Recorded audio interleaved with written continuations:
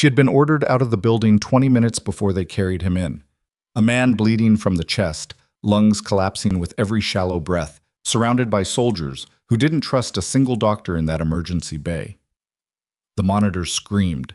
Residents froze. The chief of emergency medicine reached for instruments he hadn't used under real pressure in years, and then a voice cut through the chaos from the doorway. Quiet. Certain. The kind of voice that has given orders in the dark with bullets in the air. Step back. That's a tension pneumothorax. You move wrong, and he dies in 4 minutes. Everyone turned. It was the nurse they had just suspended. Before we go any further, if you're new here, hit that subscribe button right now and turn on notifications, because the stories on this channel don't slow down and you don't want to miss what's coming next. Drop a like on this video and leave a comment telling me what city or country you're watching from. I want to see exactly how far this story travels. Now let's get into it. The morning Emily Dawson got suspended started the same way every other morning at Harrowfield General had started for the past 4 months, with someone treating her like she was in the way. She arrived at 6:42 a.m., 18 minutes before her shift, because she was always early, not out of eagerness, but out of habit. The Army had trained punctuality into her the same way it had trained everything else, through repetition until it stopped feeling like a choice. She changed into scrubs in the staff locker room, poured bad coffee into a paper cup she didn't finish, and walked the east corridor toward the emergency department with her head down and her notebook tucked inside her front pocket. The notebook was small and black and spiral-bound, the kind you could buy in packs of 3 from any pharmacy. She'd gone through 2 of them since October. Harrowfield General Medical Center sat on the western edge of Dunmore, Wyoming, a mid-sized city that liked to describe itself as a hub for regional health care. The building was newer than it looked. 12 stories, gray concrete, a parking garage attached by a sky bridge. The ER handled everything from snowmobile accidents to rural transfers that came in from 4 counties out. It was a busy department, understaffed in the way most rural emergency departments were understaffed, and the physicians who ran it had learned to protect their authority the way people protect things they're afraid of losing. Emily had understood that within her first week. She was 32 years old. She had spent 6 years in the United States Army as a combat medic, had rotated through 2 overseas deployments, and had completed her nursing degree and board certification after her discharge. On paper, she was qualified. In practice, Harrowfield's chief of emergency medicine, Dr. Raymond Aldis, treated her like she was an intern who had wandered in from the wrong department. He didn't do it loudly. That was the part that made it hard to name.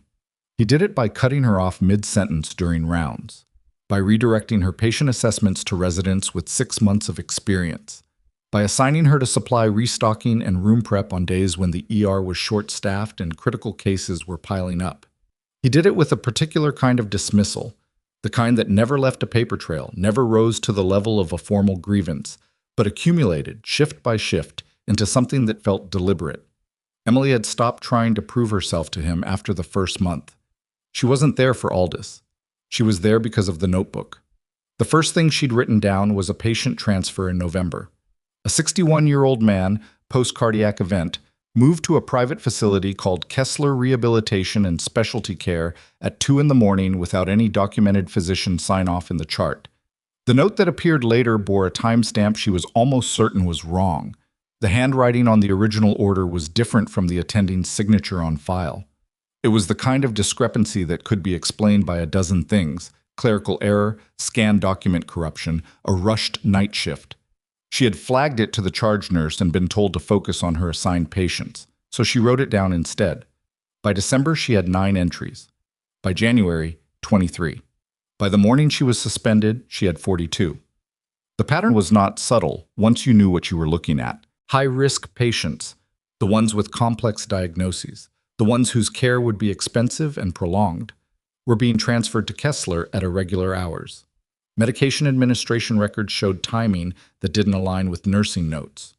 In 3 separate cases, discharge summaries referenced procedures that had been billed to insurance but had no corresponding operative notes in the chart. Emily was not an investigator. She was a nurse, but she had worked in enough field conditions to know when a record had been cleaned up after the fact. The language got too smooth.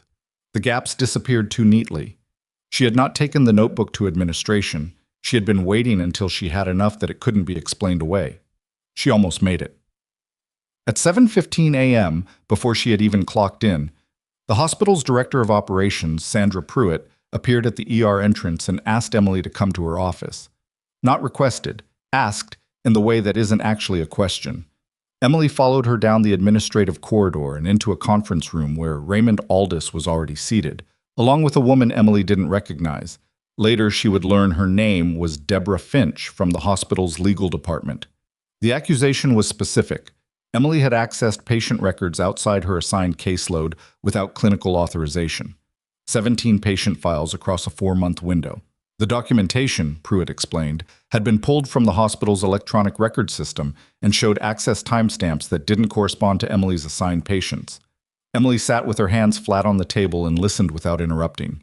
When Pruitt finished, Emily said, "I accessed those records because I identified documentation irregularities." "That determination is not within the scope of a staff nurse's role," Finch said. "I didn't make a determination. I flagged a concern." "To whom?" Aldis said. Emily looked at him. "I flagged one transfer discrepancy to the charge nurse in November. She told me to focus on my patients. After that, I documented my observations privately." "Privately," Pruitt repeated. "In a personal notebook, not in hospital systems." Deborah Finch slid a single sheet of paper across the table. It was a suspension notice. Pending review, Emily's clinical credentials at Harrowfield General were suspended effective immediately. She was to surrender her badge and leave the premises. Emily did not raise her voice. She did not argue. She read the document once, set it back on the table, and said, "This is a mistake." "That's a matter for the review board," Finch said. Emily stood, removed her badge from her lanyard, placed it on the table, and picked up her bag. She walked out of the conference room, back down the administrative corridor, through the ER entrance, where 2 nurses she'd worked beside for months glanced at her and then looked away, and out through the sliding glass doors into the cold Wyoming morning. She sat in her car in the parking garage for 11 minutes. She didn't cry. She wasn't built that way. But she pressed both palms against the steering wheel and breathed, because she understood what had just happened. The timing was not accidental. 42 entries in a notebook, and they had moved against her first, which meant someone knew or suspected what she had been documenting, which meant the records she had flagged were not clerical errors. She started the car. She hadn't driven 2 blocks when her phone rang. Unknown number with a Wyoming area code. She almost let it go to voicemail. She answered on the 4th ring. "Is this Emily Dawson?" A man's voice. Controlled, direct. The kind of cadence that came from training. "Who's asking?" A brief pause. "Someone who's going to need your help in about 20 minutes. Harrowfield General ER. Don't go through the main entrance. There's a service bay on the east side. I'll meet you there." The line went dead. She sat at a red light for 3 seconds after the call ended. Then she turned around. The service bay was around the east side of the building, behind a chain-link gate that was standing open when Emily arrived. 2 black SUVs were already there, engines running, rear doors open. A third was pulling into the bay as she parked. Men in tactical clothing moved with the kind of controlled urgency that meant someone was in critical condition and they already knew it. A man broke from the group and walked toward her. He was somewhere in his late 30s, military short hair, jaw tight. He wore civilian clothes but moved like someone who had never fully left a uniform behind. He stopped 2 feet from her and looked at her the way soldiers looked at people they had trusted their lives to. "You Raven?" he said. Something tightened in Emily's chest. She hadn't heard that name in 3 years. "That name's retired," she said. "Yeah." He glanced back at the SUV. "So is he technically, but he's dying." His name was Major Curtis Webb, he told her in about 12 words flat. And the man they were pulling from the vehicle was Colonel David Ferris, U.S. Army Special Operations, who had taken shrapnel and a penetrating chest wound at a location Webb was not going to explain in a parking lot, and who had been routed to Harrowfield because it was the closest Level 2 trauma center and they hadn't had a choice. Emily was already moving before Webb finished the sentence. She pulled open the rear door of the closest SUV and got her first look at Ferris. He was unconscious, early 50s, a big man who looked diminished by what was happening to him. His color was wrong, ashen at the lips, with a dusky undertone across his face. His breathing was rapid and shallow in that particular way that Emily recognized on a level below thought, something her nervous system had learned in conditions she didn't talk about anymore. His neck veins were distended. His trachea had a faint but visible deviation. She pressed 2 fingers to his neck, counted, and said, "He's been symptomatic for how long?" 40 minutes? Maybe more, Webb said. "Get him inside. Now. East Bay entrance, not through triage." The ER doctors. "Get him inside." They moved. Emily walked beside the gurney through the service entrance and into a back corridor she knew from 4 months of navigating this building. The East Bay connected to a trauma bay through a utility passage. Not the standard route, but shorter. 2 orderlies froze when they appeared. Emily didn't slow down. "Trauma bay 2, she said. "Open it." "You're suspended," one of them said, recognizing her. "I know," she said. "Open the door." They opened the door. But the trauma bay was controlled chaos by the time Aldous pushed through. Emily had already called for a chest tray, oxygen, and a pulse oximeter, and was completing her assessment with the practiced efficiency of someone who had done this without the luxury of a full-service emergency room. A second-year resident, Dr. Petra Novak, had followed her in looking terrified and useful. "Who authorized this?" Aldous said from the doorway. "We don't have time," Emily said without turning around. Ferris's O2 saturation was in the low 80s. His systolic pressure was dropping. "Tension pneumo. Left side. I need an 18-gauge, 14-centimeter needle, second intercostal space, mid-clavicular. Where's the chest tray?" "You're suspended, Dawson. Then report me." She looked up at Novak. "You ready?" Novak swallowed. She had decent hands. Emily had noticed that about her. "Tell me what to do." "I'll walk you through the decompression. You're going to do it. I'll be right here." Aldous took 2 steps toward her. Curtis Webb stepped through the trauma bay door and put his body between Aldous and the gurney without making a single threatening gesture. He just stopped there, arms loose at his sides, and looked at the physician the way a wall looks at someone who walks into it. "Is there a problem?" Webb said. Aldous looked at him, then at Ferris, then at the monitor, which was now alarming with a blood pressure that made the situation unmistakable. He didn't move. Emily talked Novak through it. Needle angle, landmark, confirmation of air rush, immediate transition to chest tube. Novak's hands shook slightly on the first pass and steadied on the second. The release of air was audible. Ferris's O2 climbed from 81 to 89 to 94 over 2.5 minutes. His color changed. His breathing slowed from desperate to merely labored. Emily stepped back and let out a breath she hadn't noticed holding. Novak looked at her like she'd watched something happen that she didn't have a category for yet. "How did you know before the X-ray?" "Breathing pattern," Emily said. "Neck veins. The way he was working for air. You'll learn to read it." She paused. "Do the X-ray anyway. Confirm placement." She moved away from the gurney and stood near the bay window, hands in her pockets. Her heart rate was probably 95. She didn't show it. Webb came to stand beside her. Aldous had disappeared, either to call administration or to put his thoughts together. She didn't know which. "He's going to make it," Webb said. It wasn't a question. "If there are no secondaries we haven't caught yet, yes." She looked at him. "Now tell me why you called me specifically." Webb was quiet for a moment. He was watching Ferris through the bay window, the way soldiers watched the people they were responsible for. "Because I looked up who was at this hospital before we rolled in. Your name came up in a file I have access to that most people don't." He finally turned to look at her. "Raven, 4th Infantry, Kandahar Province. The convoy outside Spin Boldak." Emily's jaw tightened. "That was a long time ago." 14 soldiers brought back alive because of what you did that night." His voice was flat with fact, not sentiment. 3 of them are in my current unit." She didn't say anything. "So when I saw your name on a staff list for the hospital we were being routed to," he said, "and then saw that your credentials had been flagged as suspended about 30 minutes before we arrived, I thought that was worth a phone call." The timing of it settled over her like cold water. Her suspension had been filed at 7:34 a.m. Webb's convoy had arrived at 8:09 a.m., 35 minutes. Someone had moved against her credentials just ahead of a military emergency arriving at this hospital. She didn't know yet if that was coincidence. She was beginning to doubt it. "I need to show you something," she said. She reached into her bag and pulled out the black notebook. Webb looked at it without touching it. What is that? 4 months of documentation. Patient transfers, record discrepancies, billing irregularities, 42 cases. She paused.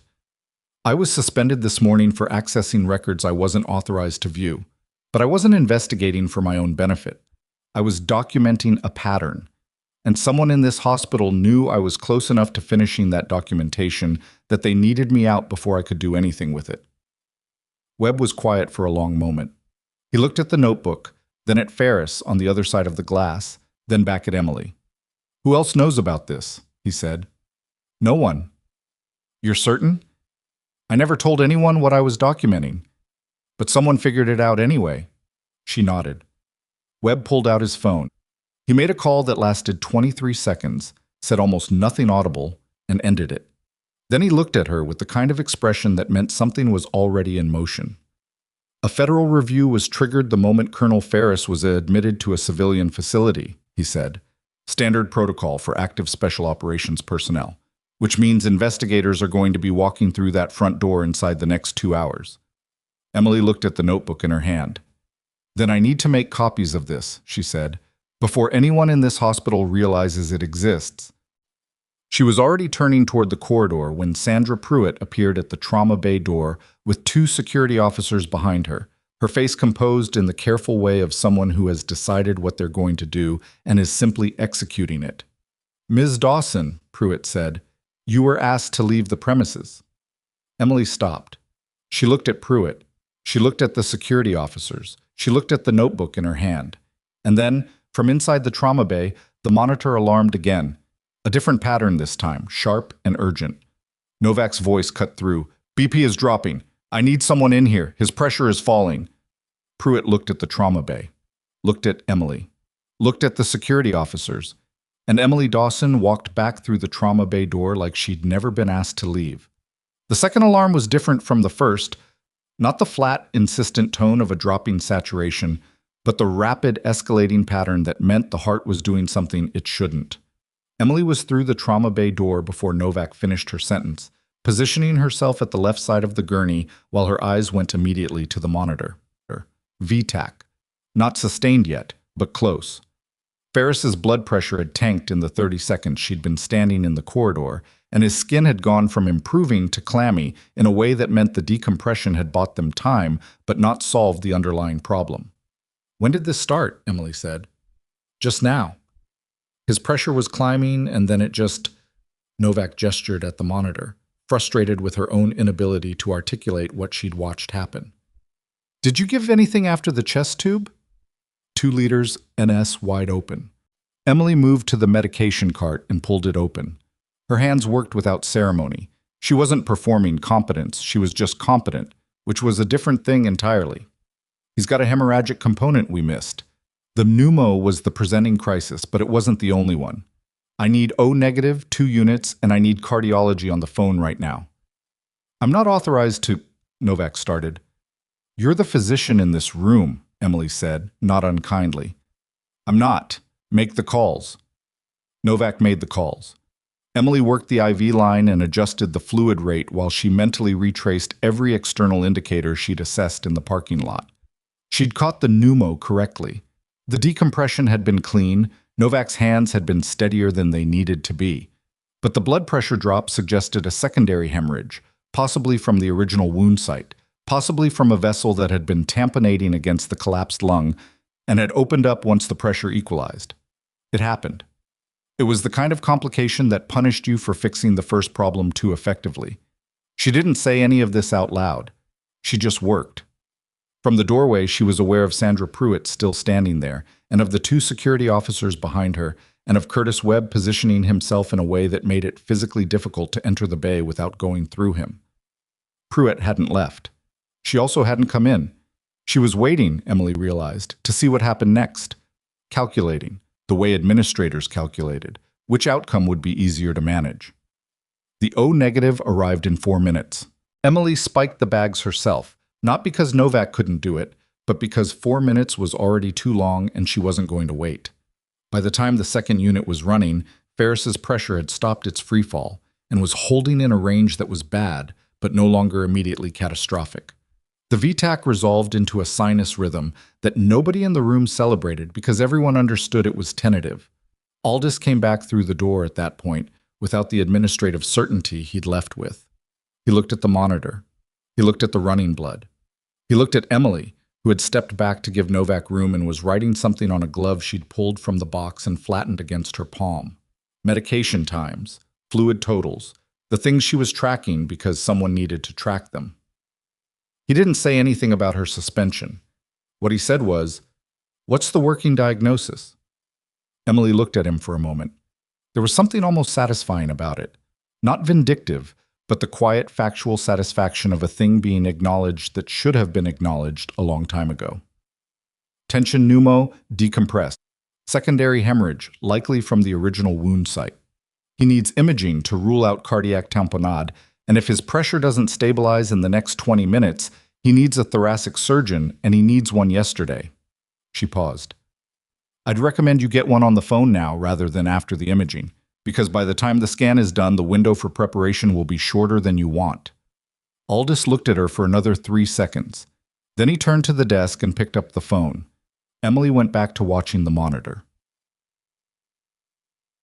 The federal investigators arrived at 9:47 a.m., which was faster than Webb had predicted and faster than Harrowfield's administration was prepared for. Emily heard them before she saw them. A shift in the noise of the corridor, voices with a particular kind of authority that cut through hospital ambient sound the way a different frequency cuts through static. She was in a supply room off the east corridor, using her personal phone to photograph every page of the notebook. It was not fast work. The pages were small, and her handwriting was not optimized for legibility under any lighting condition, and she kept having to angle the phone to get the spiral binding out of the frame. She was on page 31 of 47 when she heard the federal voices and understood she had maybe 5 minutes before someone figured out where she was. She finished page 47, checked that the images had uploaded to her cloud storage, and slid the notebook back into her front pocket. Then she walked out of the supply room and directly toward the investigators. There were 3 of them. 2 men in suits who moved like former law enforcement, not dramatically, just with the particular lack of wasted motion that came from years of walking into situations. The third was a woman, early 40s, dark coat, tablet in her hand. She was the one in charge. Emily could tell by the way the other 2 slightly adjusted their positioning relative to hers. The woman looked at Emily's scrubs. "Your clinical staff?" "I'm a nurse. Emily Dawson. I'm currently suspended pending a review, but I was involved in the stabilization of the patient who triggered your review." Emily kept her voice even. "I have documentation that may be relevant to your investigation, and I'd like to speak with you before anyone from hospital administration does, because I have reason to believe I was suspended specifically to prevent what I'm about to tell you." The woman didn't blink, didn't look at her colleagues, just held Emily's gaze for about 2 seconds and said, "I'm Special Investigator Renata Voss. Let's find a room." The room they found was a family consultation suite on the second floor. Small, beige, designed to be inoffensive to people receiving bad news. Emily sat across from Voss while one of the male investigators stood near the door and the other took notes on a laptop he'd produced from somewhere. Emily put the notebook on the table. Voss looked at it without reaching for it. "Walk me through what I'm looking at." 47 pages of handwritten observations, dates, patient identifiers, record discrepancies, transfer irregularities. I started documenting in late October. The transfers I flagged consistently involved high-acuity patients being moved to a private facility called Kessler Rehabilitation and Specialty Care at irregular hours, with documentation that showed signs of post-hoc alteration. Define post-hoc alteration. Timestamps that don't match nursing notes. Attending signatures that don't match the same physician's signature on contemporaneous orders. Billing codes referencing procedures with no corresponding operative documentation in the chart. Emily paused. "I'm not an auditor. I'm a nurse. But I've worked in field conditions where accurate documentation meant the difference between a soldier receiving the right care or the wrong care, and I know what a record looks like when someone has gone back and cleaned it up after something went wrong." Voss was quiet for a moment. She pulled on a pair of gloves and opened the notebook to a middle page, read for about 30 seconds, turned to another page. "You photographed this?" "Before I came to find you, yes." "Smart." Voss looked up. Your suspension notice, when was it filed? Filed? 7:34 this morning. And the patient who triggered our review was admitted when? 8:09. Voss let that sit. She turned to the investigator at the laptop and said a single word, timeline, and he started typing. Ms. Dawson, Voss said, the standard federal review triggered by an active duty special operations admission is limited in scope. It covers conditions of admission, treatment protocol, and security. What you're describing falls significantly outside that scope. I know. Which means that if you're right about what this notebook documents, pursuing it is going to require a separate investigative track with different authorization. I know that too. So what do you want from this conversation? Emily considered the question. She hadn't let herself think about it in those terms. What she wanted. She'd been focused on documenting, then on Ferris, then on the photographs, then on getting to Voss before Pruitt could shape the narrative. I want the records to be preserved, she said. Whatever's in the Harrowfield system right now, I want it locked before anyone with access to administrative credentials has the opportunity to alter or export it. Because if the pattern in that notebook reflects what I think it reflects, there's a very short window before someone inside this hospital realizes that your arrival makes everything worse for them. Voss held her gaze. Then she looked at her colleague with the laptop and said, Get me the DOJ duty line, and flag this for the HHS OIG office, parallel track. She stood. Ms. Dawson, I need you to remain available for the next several hours. Don't leave the building. I was told to leave the building, Emily said. Voss almost smiled. You're with us now. Curtis Webb found Emily in the corridor outside the consultation suite 20 minutes later.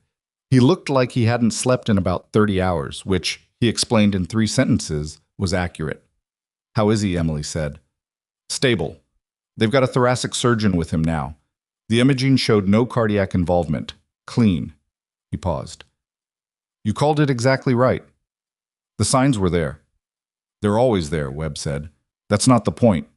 He fell into step beside her as she moved down the corridor toward a bank of windows that looked out over the Dunmore skyline. Flat winter light, a gray sky that looked like it couldn't decide whether to snow. He was quiet for a moment in the way soldiers were quiet when they were organizing what they wanted to say. I pulled your file last night, he said. Not the nursing record, the other one. Emily looked at the window. Spin Boldak, he said. The convoy. You want to tell me what actually happened that night, or do you want me to go off what's in the report? The report is accurate. The report says you administered field trauma care to 14 soldiers under direct fire for approximately 4 hours and kept 11 of them alive until medevac could reach the site. He looked at her profile. It doesn't really explain how a single medic managed that. One at a time, she said. That's how you manage it. You don't think about the total number. You pick the worst one. You work on them until they're stable or they're not, and then you move to the next. You don't think about the whole picture because the whole picture is too big and it'll stop you. Webb was quiet. 3 of them didn't make it, Emily said. The report leaves that part vague. I know. So don't make me sound like something I wasn't. He looked at her. I'm not. I know exactly what that night cost.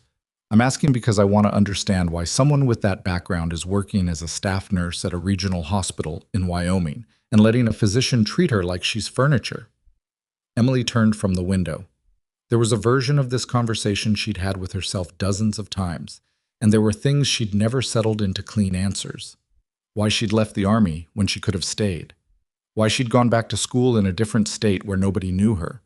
Why she'd taken the Harrowfield position even when the first 2 weeks had made it clear that Aldous was the kind of physician who needed other people to be smaller than him. Because I was tired, she said. That's all. I was tired of the weight of it, and I wanted to do something quieter. She looked down at her pocket where the notebook was. Turns out quiet wasn't really available. Webb nodded like that was a complete answer, which she appreciated. The investigator, he said. Voss, she's good. I've seen her work before. If she's flagging HHS OIG alongside DOJ, she already thinks this is bigger than a hospital records issue. It is bigger. How much bigger? Emily thought about the 42 cases, the transfers to Kessler, the billing codes without operative documentation, the way it had kept its shape across 4 months of observation, not random sloppiness, but a pattern with a logic to it, which meant it had an architect.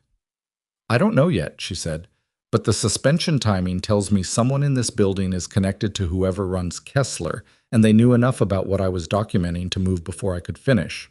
That means they have access to your movements, or access to the record system, and they noticed which files I'd been flagging. Webb looked at her.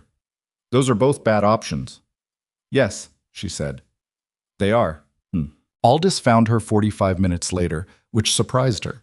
She'd expected another administrator, Pruitt with security, or Finch with a more formally worded demand to leave. Instead, it was Aldous, alone, in the corridor outside the surgical suite where Ferris was now in a stable post-operative condition that the thoracic surgeon had described as better than expected, given the presentation. Aldous looked like he had been having an uncomfortable internal conversation with himself for the last hour and had arrived at a conclusion he wasn't happy with. The federal investigator asked me about you, he said. Okay. She asked how long you'd been on staff, what your role was, whether I had concerns about your clinical judgment. He paused. I told her your clinical judgment was not in question. Emily looked at him. She kept her face neutral because she didn't trust what would come out otherwise. That's not an apology, he said, reading her correctly. I'm not saying I handled things well. I'm saying I told her the truth. All right. The suspension is still on file, Emily said, and it was filed before a federal patient came through the door, which Investigator Voss is going to find very interesting timing. Aldous' jaw tightened. He looked like a man who had understood somewhere in the last hour that he was standing close to something large and was only now appreciating how large it was. Did you know, Emily said, about the transfers, the records? No. He said it quickly, and then steadied himself and said it again, quieter. No, I didn't look. That's different from knowing. I didn't look. Emily thought about the 42 entries, about the night shift transfers and the cleaned-up charts and the billing codes with no corresponding notes, about how long this had apparently been running before she'd arrived at Harrowfield and started writing things down.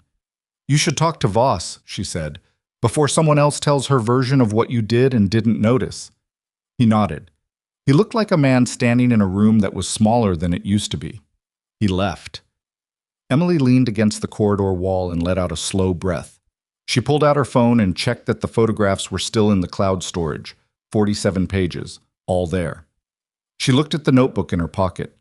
She was starting to build a picture that she didn't fully like the shape of. The Kessler transfers were the center of it. She'd known that from the beginning.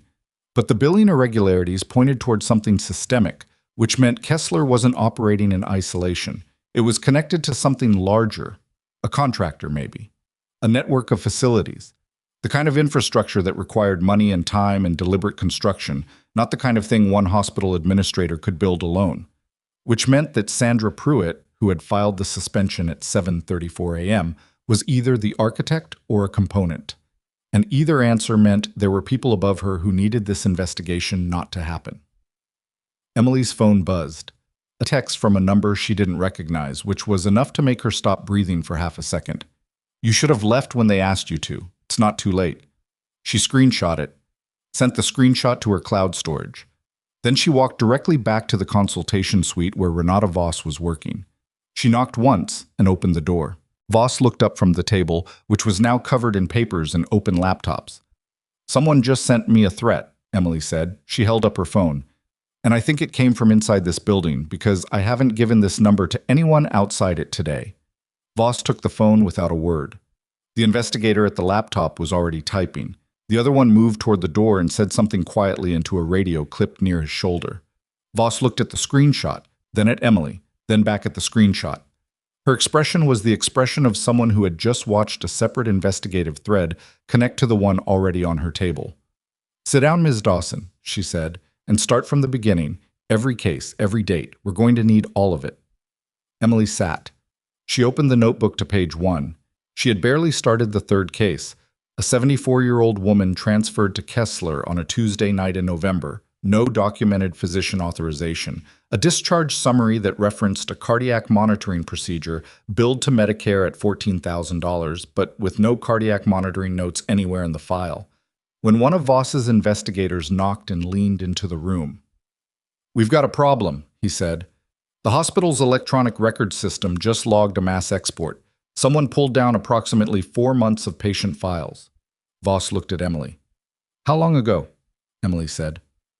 9 minutes. Emily thought about the federal preservation order that Voss had been in the process of requesting, an order that, once filed, would lock the system and prevent exactly this. Is the order in yet? She said. Filed 11 minutes ago, the investigator said. So whoever did this, they beat it by 2 minutes. Voss was already standing. I need the system administrator and I need security footage from the records access terminals for the last 2 hours. She looked at Emily. The notebook. It's the only independent record left, Emily said, understanding it completely. Whatever they just exported, they'll alter it before they hand it over, or claim it's corrupted. My documentation is the only timeline that wasn't in their system. Then we need to formally secure it, Voss said, and we need to secure you. Emily looked at the door. Through the glass panels she could see the corridor, normal, people moving in the ordinary patterns of a hospital mid-morning. Nothing that looked like a threat. But the text had said it wasn't too late to leave, and someone had just exported 4 months of records 2 minutes before a federal preservation order made that impossible, which meant they were organized, they were fast, and they had been watching the federal investigators work in real time, which meant they had eyes somewhere in this building that Voss hadn't found yet. Emily pressed her palm flat against the notebook through the fabric of her pocket. Everything they needed to prove what had happened at Harrowfield General over the last 4 months was in 47 handwritten pages, and a cloud storage folder on a phone that was currently in a federal investigator's hand. And somewhere in this building, someone had just realized that Emily Dawson was the only witness they hadn't managed to remove. The system administrator's name was Paul Greer, and he arrived at the consultation suite looking like a man who had been running, not physically, but in the way people ran when they understood that something had gone wrong on their watch, and the window for explaining it was closing fast. Voss had him in a chair within 90 seconds. The export, she said. Walk me through it. Greer was mid-40s, heavy through the shoulders, with the particular pallor of someone who spent most of his working hours under fluorescent light. He had his laptop open and his hands weren't quite steady on the keyboard.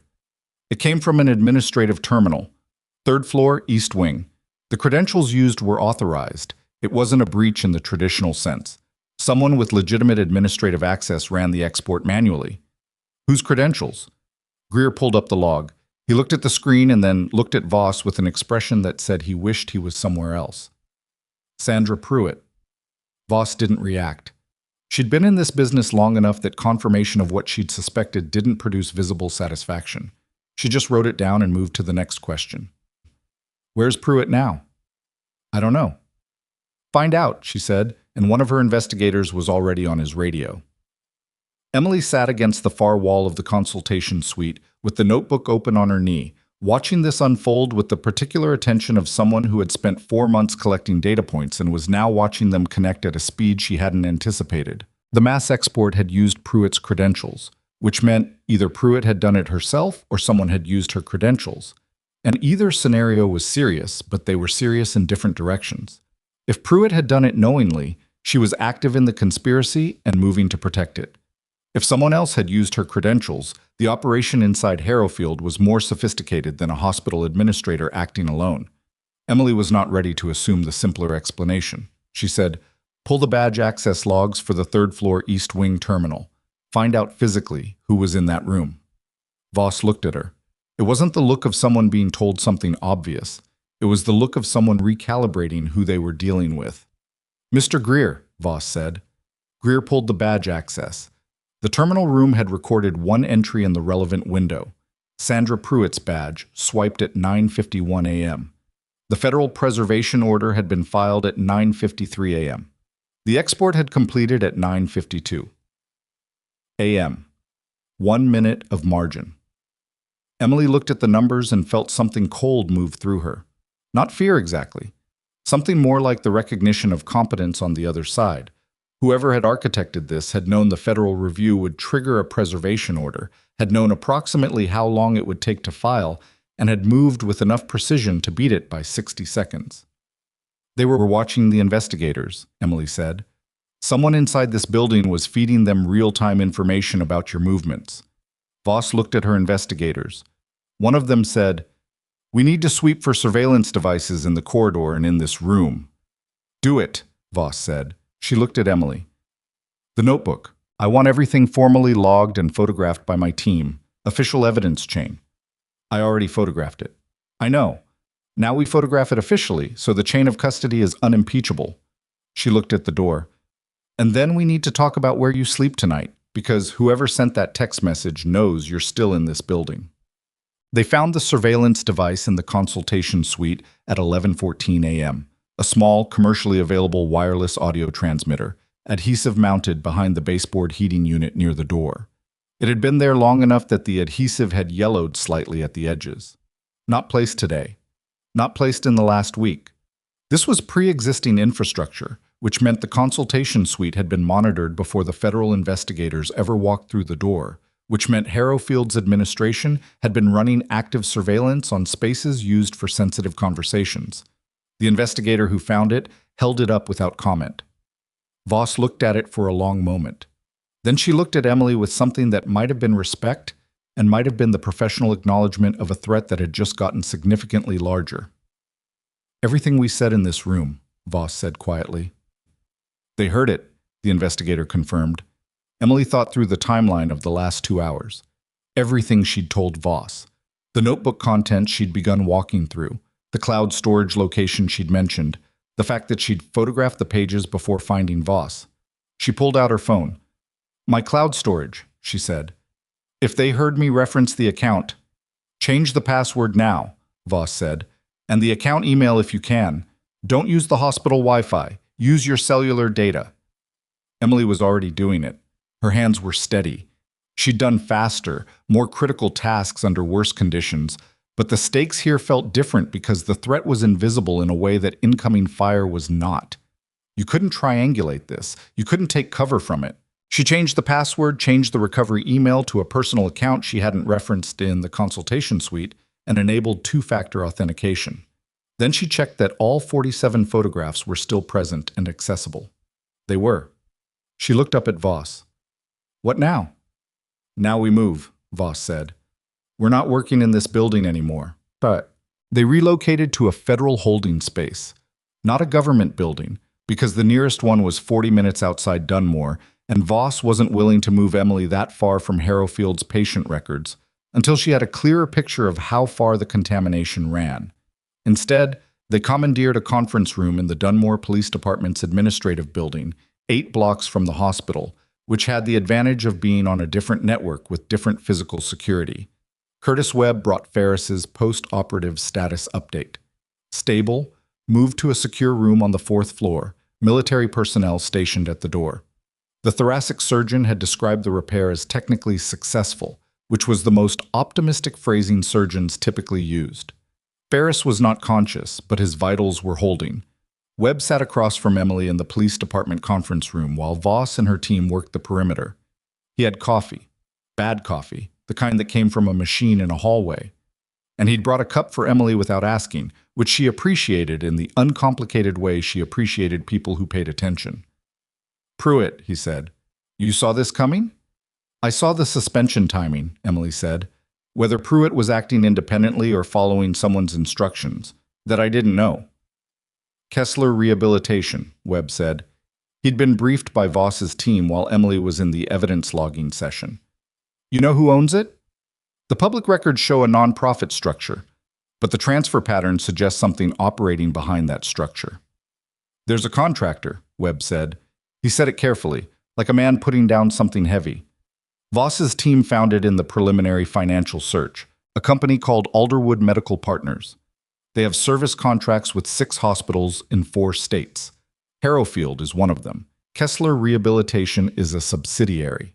Emily set down her coffee. 6 hospitals, 4 states. She had been looking at 42 cases inside a single facility and thinking about a single bad administrator with financial motives. What Webb was describing was different in kind, not just in scale. How long have they had the contracts? She said. The oldest one dates back 9 years. 9 years of patient transfers. 9 years of altered records. 9 years of billing to federal agencies for services that may not have been fully rendered. The number of patients caught in that window was not something she wanted to calculate right now, because the calculation would produce a number large enough to make the room feel smaller. Colonel Ferris, she said. The location where he was injured. Do you know who owns it? Webb's expression shifted in a way that told her the answer before he gave it. The property is registered to a shell company. Voss's team is still tracing the ownership chain, but the preliminary search shows a connection to Alderwood's corporate structure. Emily stared at the table. He wasn't routed to Harrowfield because it was the closest level 2 trauma center, she said. It wasn't a question. She was thinking it through out loud, and the logic was assembling itself in a way she didn't want to be right about. Or, not only because of that.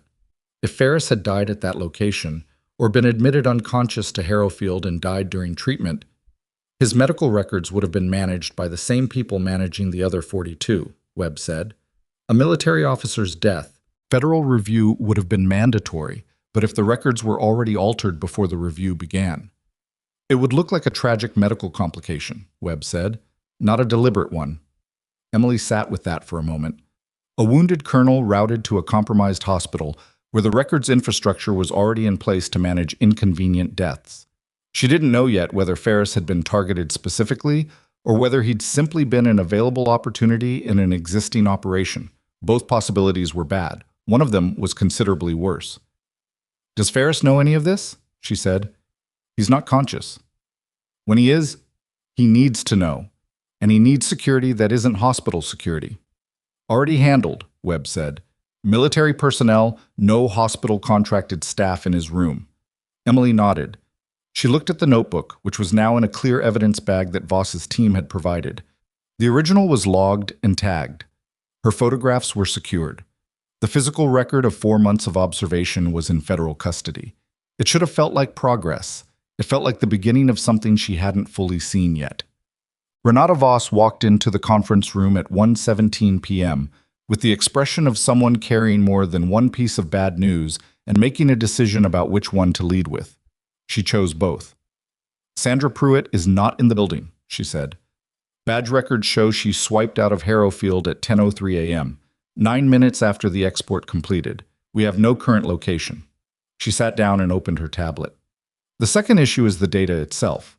What Pruitt exported, we've recovered the file from the server logs and it's been partially overwritten. The records that were exported are not the same as the originals that should be on file. She altered them before exporting, Emily said. Or the alteration was automated. Something ran a script to modify specific fields across the exported records, the transfer timestamps, the attending physician notations, the billing codes. The version of the records now sitting in the exported file is significantly cleaner than what you documented, which means if the original records were what my notebook describes, then the original records no longer exist in the system, Voss said. The preservation order locked what was there after the export, but what's locked is the altered version. Emily pressed her palm flat on the table. She understood the shape of it now, the elegance of it, and the awful way that a well-designed trap was elegant. The export wasn't just to take the records out of federal reach, it was to replace them. Lock the cleaned version in place with the federal preservation order so that the order itself became the mechanism for protecting the falsified documents. The notebook, Emily said, is now the primary independent evidence of what the original records contained, Voss confirmed. We're going to need to reconstruct the originals using your documentation, cross-referenced against whatever physical records still exist. Paper copies, external lab results, pharmacy logs that weren't caught in the system export. Pharmacy logs, Emily said. She straightened. The medication administration records I flagged, those interface with the pharmacy system. If the pharmacy runs on a separate server infrastructure, it does, said Voss's investigator, looking up from his laptop. Harrowfield's pharmacy management system is a third-party platform, separate database, separate vendor. The export wouldn't have touched it. Then the pharmacy logs are intact, Emily said. And if you cross-reference the medication timestamps in the pharmacy system against the altered nursing notes in the exported records, the discrepancies will be provable. The timing can't match if the records were changed after the fact. Voss was looking at her with an expression that had moved past professional assessment into something more direct. You mapped this out, Voss said. Not an accusation, an observation. I documented what I saw, Emily said. I'm a nurse. I know what a medication administration record is supposed to look like. You knew if the system records were altered, the pharmacy database would survive as a comparison point.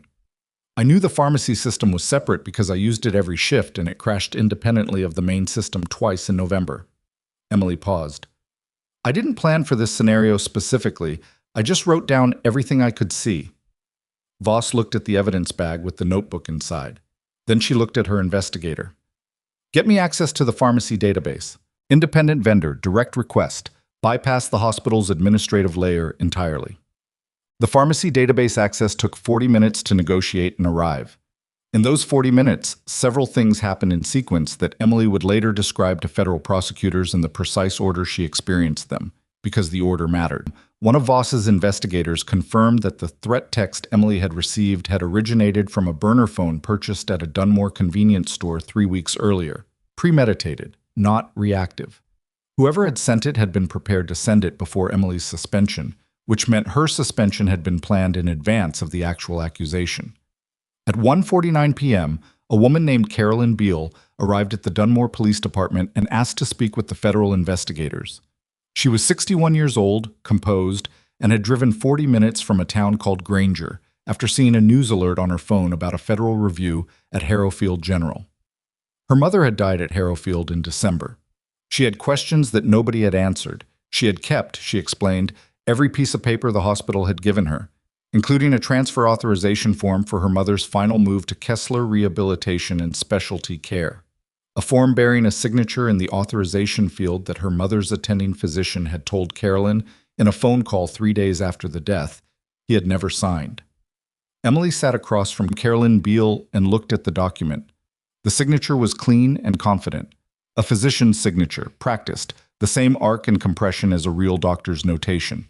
But Emily had spent 4 months looking at this particular attending's signature on legitimate orders, and there was a quality to this one that she'd seen in 2 other transfer documents she'd flagged, a slight left lean in the capital letter that didn't appear in any of the genuinely signed orders on file. It was a forgery. A good one, but a forgery. She said carefully, Mrs. Beale, the investigators are going to want to formally log this document. It's important that you understand. This is significant. I know it's significant, Carolyn Beale said. Her voice was controlled in the way of someone who had been managing grief and anger together for 8 months. My mother was 78 years old and she was recovering. The doctor told me she was recovering, and then they moved her in the middle of the night, and she was dead by morning. Emily didn't say anything. There was nothing to say that wouldn't be insufficient. Voss took the document from Carolyn Beale's hands and had it logged within 6 minutes. The signature on the transfer authorization was later matched by a forensic document examiner to a signature stamp, a physical rubber stamp of the attending's signature, registered to the administrative office of Alderwood Medical Partners. At 2:11 p.m., the pharmacy database access was confirmed. Voss's investigator pulled the medication administration logs for 23 of the 42 cases Emily had documented and began the cross-reference against the exported records. The discrepancies appeared within the first 4 cases. Medication timestamps in the pharmacy system showed administration times that didn't match the nursing notes in the exported records. In 2 cases, medications were logged as administered in the pharmacy system at times when the altered nursing records showed the patient had already been transferred to Kessler, meaning the hospital had billed for medication administered after the patient had officially left the building, meaning either the medications were administered to a patient who was no longer in the hospital's care, or the transfer times in the nursing records had been moved backward to create a gap that justified the billing. Either way, the pharmacy logs and the exported records could not both be true. That's it, Voss's investigator said, flat and certain. Voss leaned over the laptop and looked at the timestamps. She looked at Emily's corresponding notebook entry. Case number 7, a 68-year-old man, November 14th, transfer at 2:17 a.m. She looked at the pharmacy log showing medication administered at 3:04 a.m. She straightened up and started making phone calls. The first call was to the DOJ duty attorney. The second was to the HHS OIG regional director. The third call Emily didn't hear because Voss had stepped out of the room, but when she came back, her posture had the particular quality of someone who had just been given authorization they'd been waiting for. We're building a warrant package, Voss said. Harrowfield's physical records, Alderwood's corporate filings, Kessler's patient intake documentation. This is going to take a few hours, and I need you to stay available for questions on the notebook documentation. I'm not going anywhere, Emily said. Webb, who had been sitting in the corner of the room with the specific stillness of a soldier waiting for a situation to develop, looked up at that. We should talk about her security posture, he said to Voss. She received a threat inside a surveilled building. Pruitt is in the wind. We don't know who else is connected to this inside or outside the hospital. We have the local department's cooperation, Voss said. That's not the same as security. Voss looked at Webb. She looked at Emily. She made a decision Emily could see her making. After the warrant package is filed, we're moving you to a secure location outside Dunmore for the night. Military adjacent, given Colonel Ferris's involvement. I don't need... Emily started. Ms. Dawson, Voss said, you are currently the primary witness in a federal healthcare fraud investigation with a scope that covers at least 6 hospitals across 4 states and 9 years of documented activity. The person who managed your suspension fled the building this morning. The organization we're looking at has shown a willingness to act preemptively against people who threaten it. She paused. You need. Emily closed her mouth. At 3:48 p.m., a federal warrant for Harrowfield General Medical Center's physical records was signed by a judge in Cheyenne. At 4:02 p.m., a parallel warrant for Alderwood Medical Partners corporate records was filed. At 4:17 p.m., Curtis Webb's phone rang. He answered it, listened for 20 seconds, and looked at Emily. They found Sandra Pruitt, he said. Alive? Emily said. Yes. She's at the Dunmore Airport. She's with a man identified by airport security as Garrett Caldwell. He's listed as the executive director of Alderwood Medical Partners. Webb looked at Voss. They're at the private charter terminal. A plane filed a flight plan 40 minutes ago. Voss was already on her feet. The warrant for the physical records was still active. The warrant for Alderwood's corporate documents had just been filed. Neither covered physical arrest. That required something else. Something that would take minutes to file and minutes more to execute. And the airport was 11 minutes from the police department building they were standing in. Emily looked at the clock.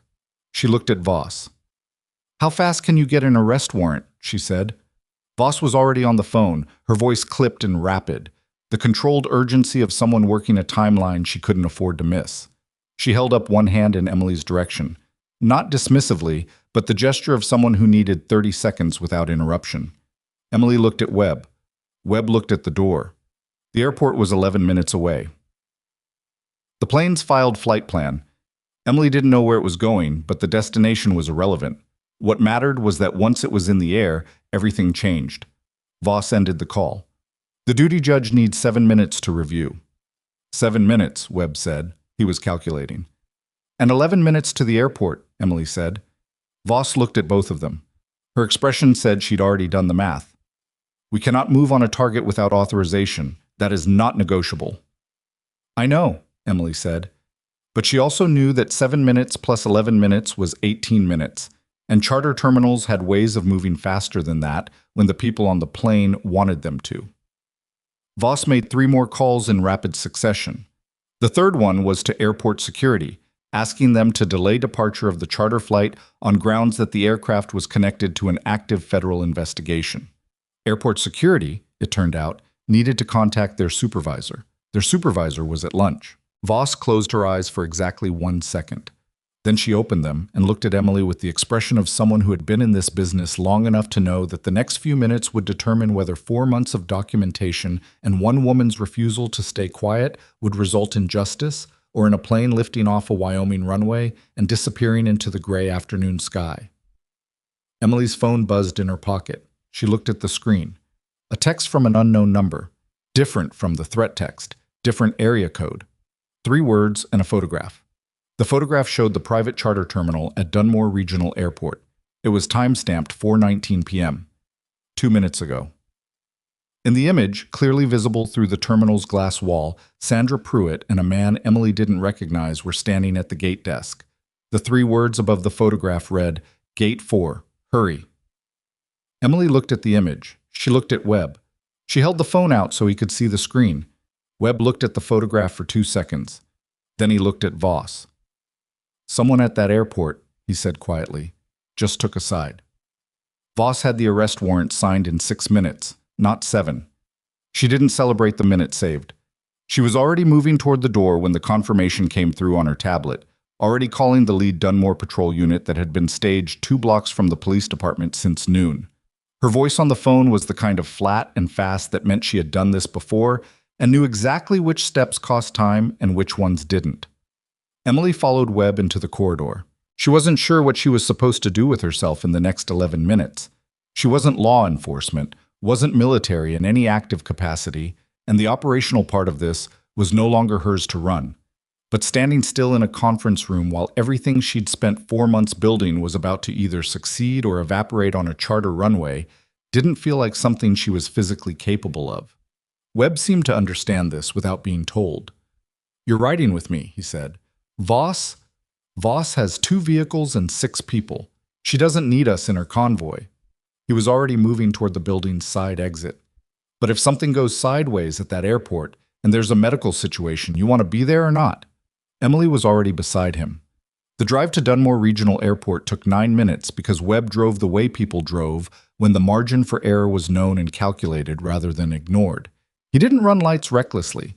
He moved through gaps in traffic with the efficiency of someone who had navigated worse roads under worse conditions and understood that speed without control was just a faster way to become a problem. Emily sat in the passenger seat with her phone in her hand, looking at the photograph again. Gate 4. The timestamp. The glass-walled terminal, Pruitt and Caldwell, visible in the frame. She turned the phone over and thought about whoever had sent it.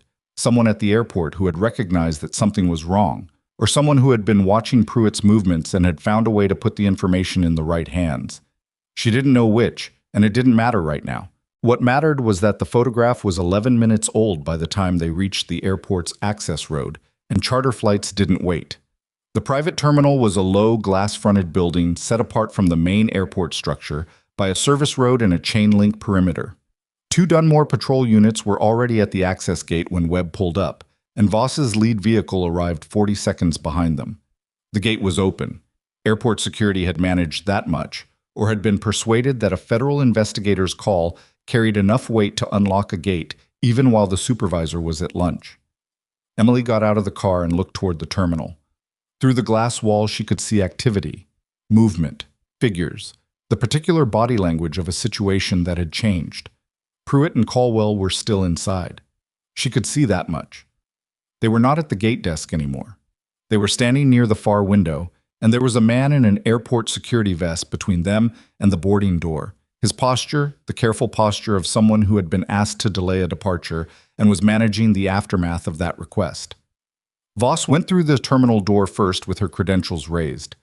The 2 patrol officers flanked her. Emily and Webb came in behind, staying back enough not to be in the operational frame, but close enough to see everything. Garrett Caldwell was 63 years old, silver-haired, the kind of physical presence that came from decades of boardrooms and handled authority. He had the look of a man who had been in difficult situations before and had always found a way to reframe them. He looked at Voss's credentials and said, with the measured calm of someone reaching for a familiar tool, "I want my attorney." "You're welcome to call them," Voss said. "You're being detained pending formal arrest on charges of healthcare fraud, wire fraud, conspiracy to commit fraud against the United States government, and obstruction of a federal investigation. You will have the opportunity to speak with counsel before any formal interview." Caldwell's measured calm didn't break, but something behind his eyes did a rapid recalculation. He was a man who had spent 9 years building something sophisticated enough to survive multiple hospital audits, federal billing reviews, and the ordinary scrutiny that came with government contracts. He had survived because the architecture was good: shell companies, altered records, cooperative administrators, a cleanup protocol that moved fast and left altered files locked behind preservation orders. What he hadn't accounted for was a nurse who kept a paper notebook. Sandra Pruitt was a different matter entirely. She did not reach for composure. When the patrol officer stepped toward her with the handcuffs, her face went through several things in rapid succession: calculation, the recognition that calculation had run out, and then something rawer than either. She looked across the terminal, and her gaze landed on Emily. Emily didn't look away. She held Pruitt's gaze for exactly as long as it took the handcuffs to close. Pruitt looked away first. They were walked out through the terminal door in separate custody, and Emily stood in the glass-walled room that still had the particular stale warmth of a building that moved too much recycled air and she listened to the sound of the situation resolving itself around her. Voss directing the evidence team. The patrol officers calling in the detainment. Webb on his phone giving a status update in the clipped half-sentences of military communication. She looked out the window at the plane on the tarmac. A small, twin-engine charter, its door still open, a ground crew member standing beside it, with the particular resigned patience of someone whose timeline had been blown up by something that had nothing to do with him. The plane wasn't going anywhere. She exhaled slowly through her nose and felt, for the first time in 4 months, something that was not quite relief, but was adjacent to it. The tightness she'd been carrying in her chest, the constant low-level vigilance of knowing something was wrong and not yet having the standing to prove it, hadn't fully released. But it had shifted. Something had changed in the weight of it. She didn't let herself feel more than that. There was still too much work ahead. The formal processing took the rest of the afternoon. Voss's team executed the warrant at Harrowfield General's administrative offices at 5:15 p.m., seizing paper records, storage drives, and the contents of Pruitt's office. Dr. Raymond Aldis was interviewed for 2 hours in a room Emily wasn't present for. She learned later that he had cooperated fully and had provided a detailed account of several Alderwood-related decisions that had been presented to him as standard administrative policy and that he had not examined closely enough. A failure he seemed to understand clearly now, in the way people understood their failures most clearly when the consequences were sitting across the table from them. Emily spent 3 hours in a formal interview with Voss and a DOJ attorney who had driven up from Cheyenne. She walked through every entry in the notebook with the same methodical patience she'd used to compile them. Case number, date, specific discrepancy, cross-reference to the pharmacy logs where applicable. The DOJ attorney asked precise questions. Emily gave precise answers. She did not editorialize. She did not speculate beyond what her documentation supported. When she didn't know something, she said she didn't know it. At one point, the attorney looked up from his notes and said, "You've done this before." Emily said, "Testified?" Given an account under conditions where precision mattered. She thought about the Army, about the after-action reviews and the casualty reports, and the documentation requirements that existed because, in the field, inaccurate records got people killed. "Yes," she said. "I have."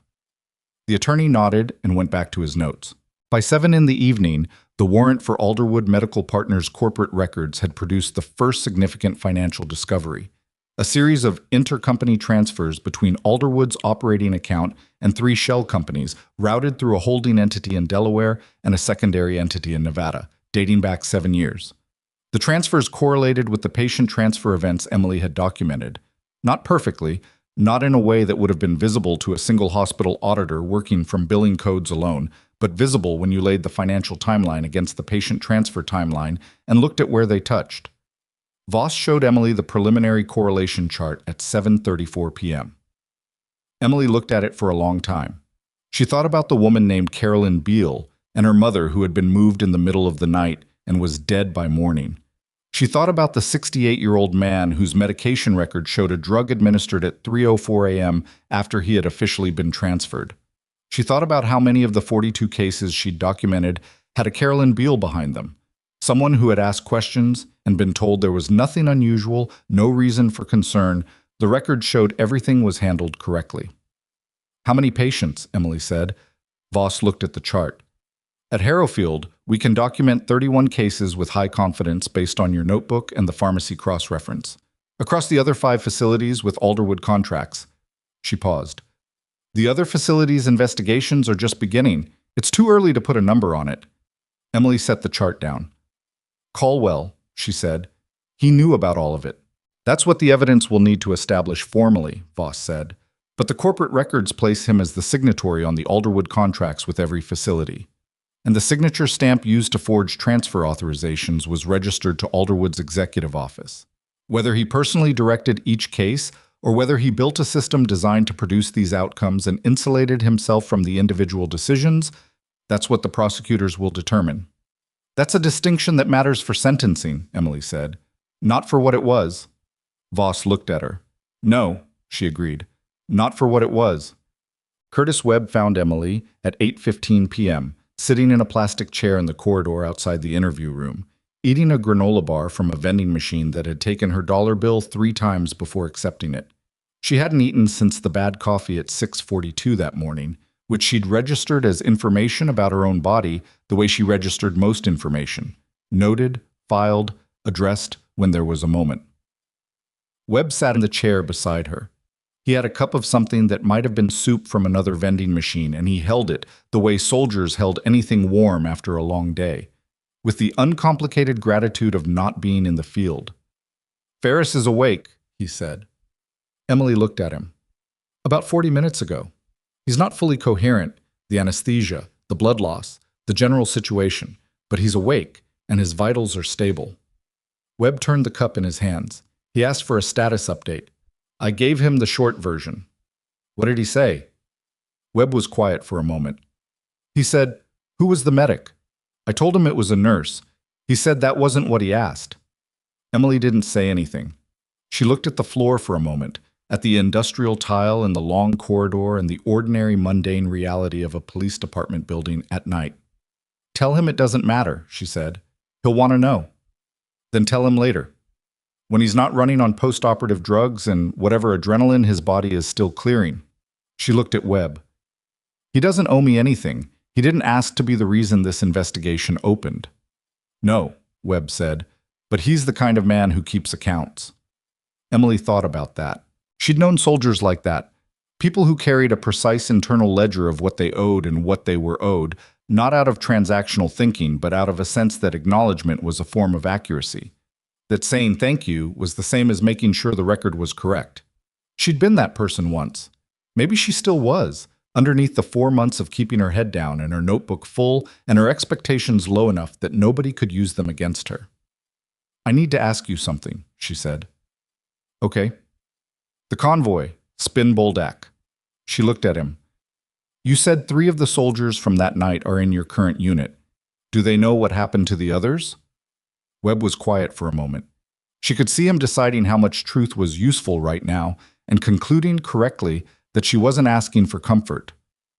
"2 of them," he said. "The third was separated from the unit and doesn't know the full casualty count." Emily nodded. She'd known the count since the night it happened. 3 names she kept in a part of her memory she didn't visit often, not because she was avoiding them, but because visiting them required a stillness she didn't always have access to. "Okay," she said. Webb looked at her. "Is that why you left? After?" "Partly."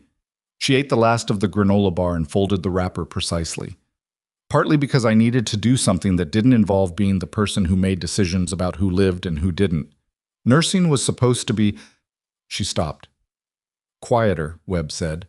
He'd used that word before from her own description. "Yes." She looked at the corridor. "It turns out I'm not good at quiet." Webb almost smiled. It wasn't quite a smile. It was the thing that happened near a smile in people who had been in enough difficult situations that full emotional expression felt like an unaffordable luxury. "No," he said. "You're really not." At 9:47 p.m.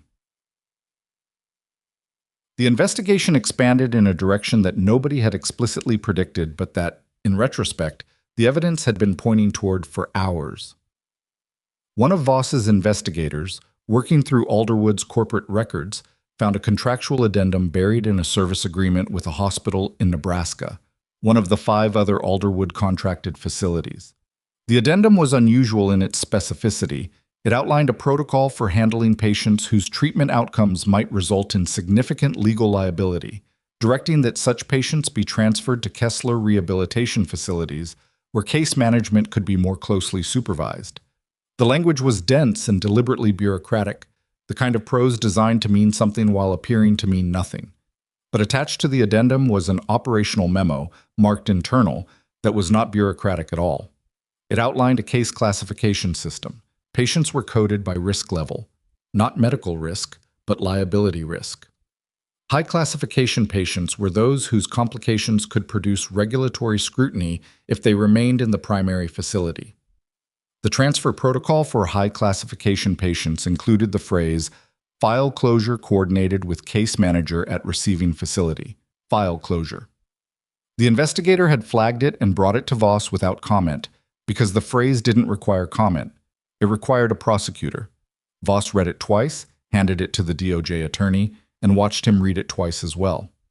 This isn't just billing fraud, the attorney said. No, Voss said. It isn't.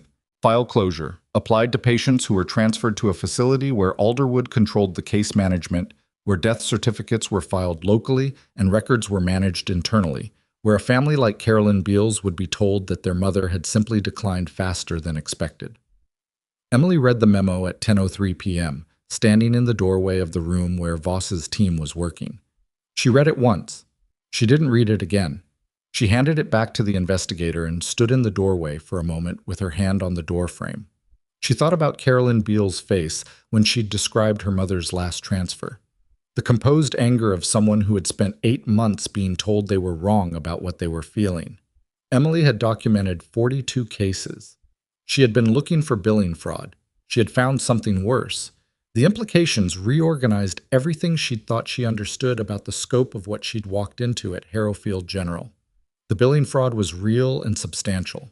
But behind it, using it as both a funding mechanism and a concealment structure, was something that had moved patients, living people who were recovering, who had families who expected to see them again, into facilities where their deaths could be managed as outcomes rather than tragedies. She didn't have proof of how many. The memo was evidence of the system's design. How many times it had been used required the kind of investigation that would take months and resources she didn't have. But Carolyn Beals' mother had been classified as high risk in November, transferred to Kessler in the middle of the night, dead by morning. Emily went back to her chair in the corridor. She sat there for a long time. At 11:30 p.m., Webb came to tell her they were moving. Voss had arranged accommodations at a secure location outside Dunmore, a federal facility 30 minutes east, where Emily would stay until the immediate threat environment was assessed. 2 of Voss's investigators would be in an adjacent room. The arrangement was not optional, which Voss had made clear in the same tone she used for everything. Direct, without drama, not interested in negotiation. Emily packed what she had, which was essentially the clothes she was wearing, her phone, and the evidence bag containing the notebook, which she would hold until it was formally submitted to the evidentiary archive, a process that Voss's team would complete in the morning. Webb drove. One of Voss's vehicles followed. The Wyoming landscape at night was flat and enormous and entirely indifferent to the events of the day. Emily sat in the passenger seat and watched the dark highway and the distant suggestion of mountains against the slightly lighter dark of the sky, and she let her nervous system do the thing it needed to do after a sustained high-stress period, which was not relaxing but a kind of careful decompression, the settling of systems that had been running too hot for too long. She thought about Dr. Aldis saying he hadn't looked, the difference between knowing and not looking. She thought about the 2 months in which she'd watched transfers happen and had said nothing publicly because she didn't have enough yet, because she'd been afraid of being dismissed before the documentation was complete. She thought about whether 3 more entries in the notebook would have made a difference to Carolyn Beals' mother. She thought about that for most of the drive and arrived at no conclusion that was useful, which was the only honest outcome. Webb parked and walked her to the building entrance. The investigator who had been trailing them confirmed the perimeter and went inside first. Standard protocol, unintrusive. At the door, Webb stopped. "The file they pulled on you," he said. "The Army record. There's a commendation listed from Spin Boldak that was never formally entered into the official archive. The recommendation was written, but the processing was interrupted." He looked at her steadily. "When this is over, I'm going to correct that." Emily looked at him. She understood that he was offering something real, not symbolic, not performative, but the specific correction of a specific record that had been left incomplete. The Army's version of making sure the account was accurate. "That's not necessary," she said. "I know it isn't," he said. "That's not really the point." She looked at him for a moment, then she went inside. The room was small and clean and impersonal in the way of federal facilities, with a single window that faced the parking lot and a chair beside the bed that she sat in rather than the bed itself, because she wasn't ready to sleep yet and didn't see the point of pretending. She held the evidence bag with the notebook inside. She could feel the spiral binding through the plastic, the physical reality of 47 pages that had started as professional self-protection and had turned into something she hadn't planned for and didn't entirely know how to carry. Her phone buzzed. She looked at the screen, ready for another unknown number, another threat or photograph or piece of information arriving from an unexpected direction. She'd developed a specific tension response to her phone buzzing in the last 16 hours that she was going to need to unlearn eventually. It was Renata Voss. She answered. "We have a problem," Voss said. "Colwell's attorney filed an emergency motion 40 minutes ago. We anticipated a bail hearing in the morning, standard timeline, but the motion isn't about bail." Emily waited. "The motion argues that the notebook documentation was obtained through a pattern of unauthorized records access that violates your employment agreement and potentially HIPAA. They're arguing the notebook should be excluded from the evidentiary record entirely." Voss's voice was flat, with the kind of controlled frustration that was a professional substitute for something more direct. "They're claiming the pharmacy database cross-reference is fruit of the poison tree, derived from documentation obtained improperly." Emily sat in the chair beside the bed and processed this. The notebook. Her 47 pages.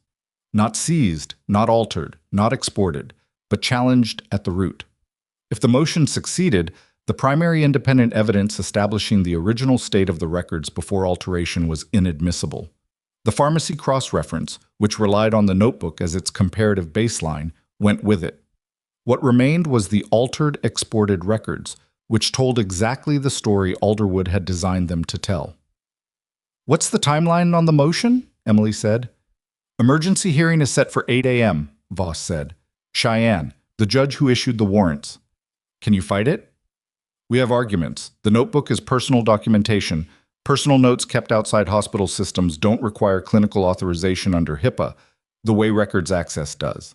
And the pharmacy database access was obtained through independent federal warrant, not derived from the notebook. But Colwell's attorney is good," Emily said. "Colwell's attorney is very good," Voss said, "and the motion is not frivolous. It's constructed to create enough procedural doubt to get the notebook excluded, or, at minimum, to slow the evidentiary process long enough that—" She didn't finish that sentence. She didn't need to. Emily understood what slowing the evidentiary process meant. Time for corporate attorneys to build walls, for shell companies to be wound down, for individuals with connections and resources to reposition themselves in ways that made prosecution harder. "There's something else," Voss said. Emily waited again. "The operational memo, the file closure protocol. We submitted it to the DOJ tonight. It's been flagged as potentially relevant to 3 open cases in other jurisdictions. Patient deaths at 2 of the other Alderwood facilities that were initially ruled as natural causes and closed." Voss paused. "Those cases are going to be reopened, but that process takes time, and right now the evidentiary anchor for everything is the notebook, and if the motion succeeds at 8 a.m., "Tell me what you need," Emily said. Voss was quiet for a moment. "I need to know if there is any documentation, any additional record, anything you kept outside the notebook, that could establish the same comparative baseline through a different evidentiary path." Emily sat in the chair and thought. She thought about 4 months of shifting through records, flagging discrepancies, writing them down. She thought about what she'd kept outside the notebook. And then she remembered. She hadn't just written.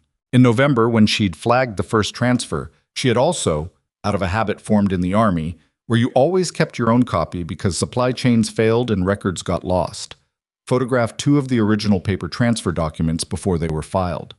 Physical documents, printed copies, that she'd photographed and deleted from the hospital system after copying to her personal storage.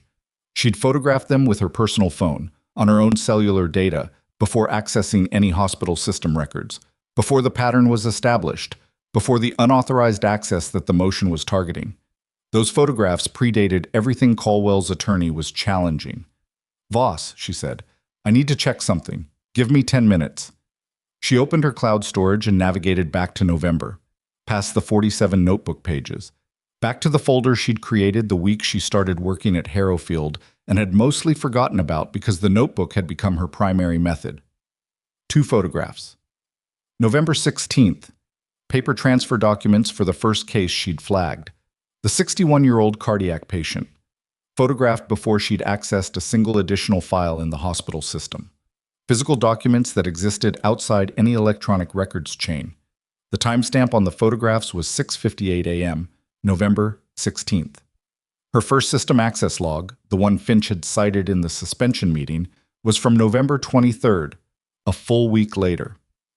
"I have something," Emily said into the phone. and it predates the access they're challenging by 7 days. There was a pause on Voss's end. A brief pause, the kind that happened when a significant piece of information arrived and needed a moment to be fully processed. "Send it to me," Voss said. "Right now." Emily sent the photographs. She sat in the chair by the window of the small federal room and listened to the Wyoming night outside. Wind, distant highway, the vast indifferent quiet of a state that was large enough to contain everything that had happened today without registering it. Her phone buzzed again. "Voss?" A text. "Received. This changes the hearing." Emily set the phone down on the small table beside the chair. She looked at the evidence bag containing the notebook. She looked at the window. She thought about the 8 a.m. hearing in Cheyenne, about Caldwell's very good attorney, about the motion that had been constructed with enough precision to suggest it had been prepared before the arrest. Prepared in advance, the same way the burner phone had been purchased 3 weeks before her suspension, the same way the mass export had been timed to beat the preservation order by 60 seconds. This had been planned for the possibility of getting caught, which meant Caldwell had known, at some level, that the system was not perfectly protected. He had built an exit strategy into the architecture. The question that kept her in the chair instead of lying down was whether the exit strategy had layers she hadn't found yet, whether the 8 a.m. motion was the primary move or a distraction, whether the very good attorney filing emergency motions at midnight was buying time for something else to happen before morning. She sat with that question for a long time. At 2:17 a.m., her phone buzzed one more time. Not Voss, not Webb. A number she recognized, the same unknown number that had sent the photograph at the airport. "Gate 4. Hurry." This time there was no photograph, just a single line of text that made the question she'd been sitting with suddenly and completely irrelevant because the answer had arrived before she'd finished asking it. Caldwell wasn't the top. Check who owns the Delaware Holding Company. Emily didn't sleep. She sat in the chair by the window until 3 a.m., then moved to the bed and lay on top of the covers with her phone on her chest, staring at the ceiling and thinking about Delaware holding companies and the architecture of concealment. The text sat in her messages like a stone dropped into still water. The ripples hadn't finished moving yet. She forwarded it to Voss at 2:19 a.m. with a single line beneath it. "Same number that sent the airport photo. Someone inside this has been feeding us information from the beginning." Voss responded 4 minutes later. "Already running it. Try to sleep." Emily did not try to sleep. She thought instead, which was what she did when the situation had moved beyond the point where she could act and hadn't yet reached the point where action was possible again. The Delaware Holding Company. Caldwell had been the executive face of Alderwood Medical Partners, signatory on the contracts, registered agent on the operating accounts, the name that appeared in every accessible corporate document. But corporate structures were built in layers specifically because the people who most needed protection from visibility understood that accessible names were useful only as insulation for the ones underneath. Someone owned the Delaware entity. Someone had signed the formation documents 9 years ago when Alderwood was being built. Someone had made the decision to design a system where patients were classified by liability risk and transferred to facilities where their outcomes could be managed and their deaths could be filed away as natural cause. That person was not Garrett Caldwell. Caldwell was the mechanism. Whoever owned the Delaware company was the architect. By 4:30 a.m., Emily had given up the pretense of rest and was sitting at the small desk in the corner of the room, writing. Not in the notebook. That was in the evidence bag, and she wasn't going to compromise its chain of custody by adding to it now. She was writing on a legal pad she'd found in the desk drawer, working through the logic of the ownership question, the way she'd worked through patient assessments in the field, systematically, without assumption, starting from what she knew and moving carefully toward what she could reasonably infer. Voss called at 6:15 a.m. "We found it," Voss said, and there was something in her voice that was not quite excitement, but was the professional equivalent, the tight, controlled energy of a significant discovery arriving at the right moment. "The Delaware Holding Company, principal owner of record, registered at formation 9 years ago. A man named Thomas Briard. He's a former hospital executive. He ran a regional healthcare network in the Midwest, sold it 11 years ago for approximately $40 million, and has been operating as a private investor since. No public profile, no board memberships, no lobbying registrations, Nothing that would put his name in front of a regulatory body. He built the network after he sold the legitimate one, Emily said. That's the working theory. The proceeds from the sale funded the initial Alderwood structure. The government contracts came 18 months later, once the first two hospital service agreements were in place. Voss paused. His name doesn't appear in any of the Alderwood-facing documents. He's one full corporate layer removed from everything we've been looking at. The anonymous tip, Emily said. Whoever has been feeding us information, they know Briard's name. Which means they have access to the ownership structure, Voss said. Which means they're either inside the company or they were and aren't anymore. We're working on identifying the source. Another pause, shorter. The 8 a.m. hearing. I need you to understand what's about to happen. Caldwell's attorney filed the motion last night to buy time. Now that we have Briard's name, the motion is almost certainly a delaying tactic on Briard's behalf. He knew Caldwell was going to be arrested. He planned for it. And he needs the evidentiary process slowed down long enough to put distance between himself and the documentation. The November photographs, Emily said, are our anchor, but the hearing is still in 2 hours and Briard's attorney, we believe Briard has retained separate counsel who has been advising Caldwell's attorney on the motion, is going to argue that your entire documentation process was a pattern of misconduct that taints everything derived from it. Emily sat with the legal pad in front of her. She looked at what she'd written. The logic of the ownership structure, the timeline, the 9 years. The Carolyn Beale document, she said. The forged transfer authorization with the signature stamp. That came directly from Mrs. Beale. She brought it herself. She maintained custody of it from the moment it was given to her by the hospital. My notebook doesn't touch it. The chain of custody is entirely independent. Yes, Voss said. That's one of our 3 independent evidentiary pillars for the hearing. And the operational memo from the Nebraska addendum that came from Alderwood's own corporate records under federal warrant, independent of my documentation. Also, yes. Then even if the motion succeeds on the notebook, Emily said, you have 2 independent pillars that establish the system's design and a forged signature that establishes criminal intent. The notebook exclusion hurts the case, but it doesn't kill it. No, Voss said, it doesn't kill it, but I want you at the hearing. The judge may have questions about the documentation process, and I want you available to answer them directly. I'll be there, Emily said. She looked at the window. The Wyoming sky outside was beginning to lighten at its eastern edge, the slow, colorless pre-dawn that preceded actual sunrise by an unglamorous 40 minutes. She'd seen enough of those to have stopped finding them beautiful and started finding them simply useful. The light was coming, and when it arrived, you could see what you were working with. Voss, she said, the person sending the messages, when you find out who it is, I want to know. I'll tell you what I can, Voss said, which was a careful answer, and Emily accepted it.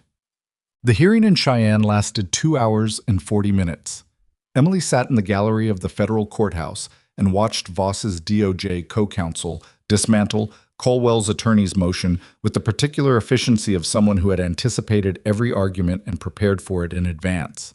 The November photographs were entered, time-stamped, metadata intact, predating the access pattern the motion targeted by 7 days. The independent warrant pathway for the pharmacy database was established through documentation that showed the federal subpoena had been issued directly to the pharmacy vendor, bypassing the hospital network entirely. Caldwell's attorney was, in fact, very good. He made arguments that were genuinely sharp. The HIPAA framing was legally coherent. The unauthorized access claim had real procedural merit, and there were 3 exchanges during which Emily felt the ground shift slightly in the direction she didn't want it to shift. But very good wasn't enough when the evidence had been built with the particular redundancy of someone who had spent 4 months writing things down on paper because she didn't trust the digital systems around her. The judge denied the motion at 10:47 a.m. The notebook was admissible. Emily sat in the gallery and felt nothing dramatic when the ruling was announced. She felt the specific functional relief of a necessary outcome having been achieved, followed almost immediately by the awareness of how much remained ahead. Caldwell's case was now moving to prosecution. Briard's case was 12 hours old and already complex. The other 5 facilities had opened investigations that would take months.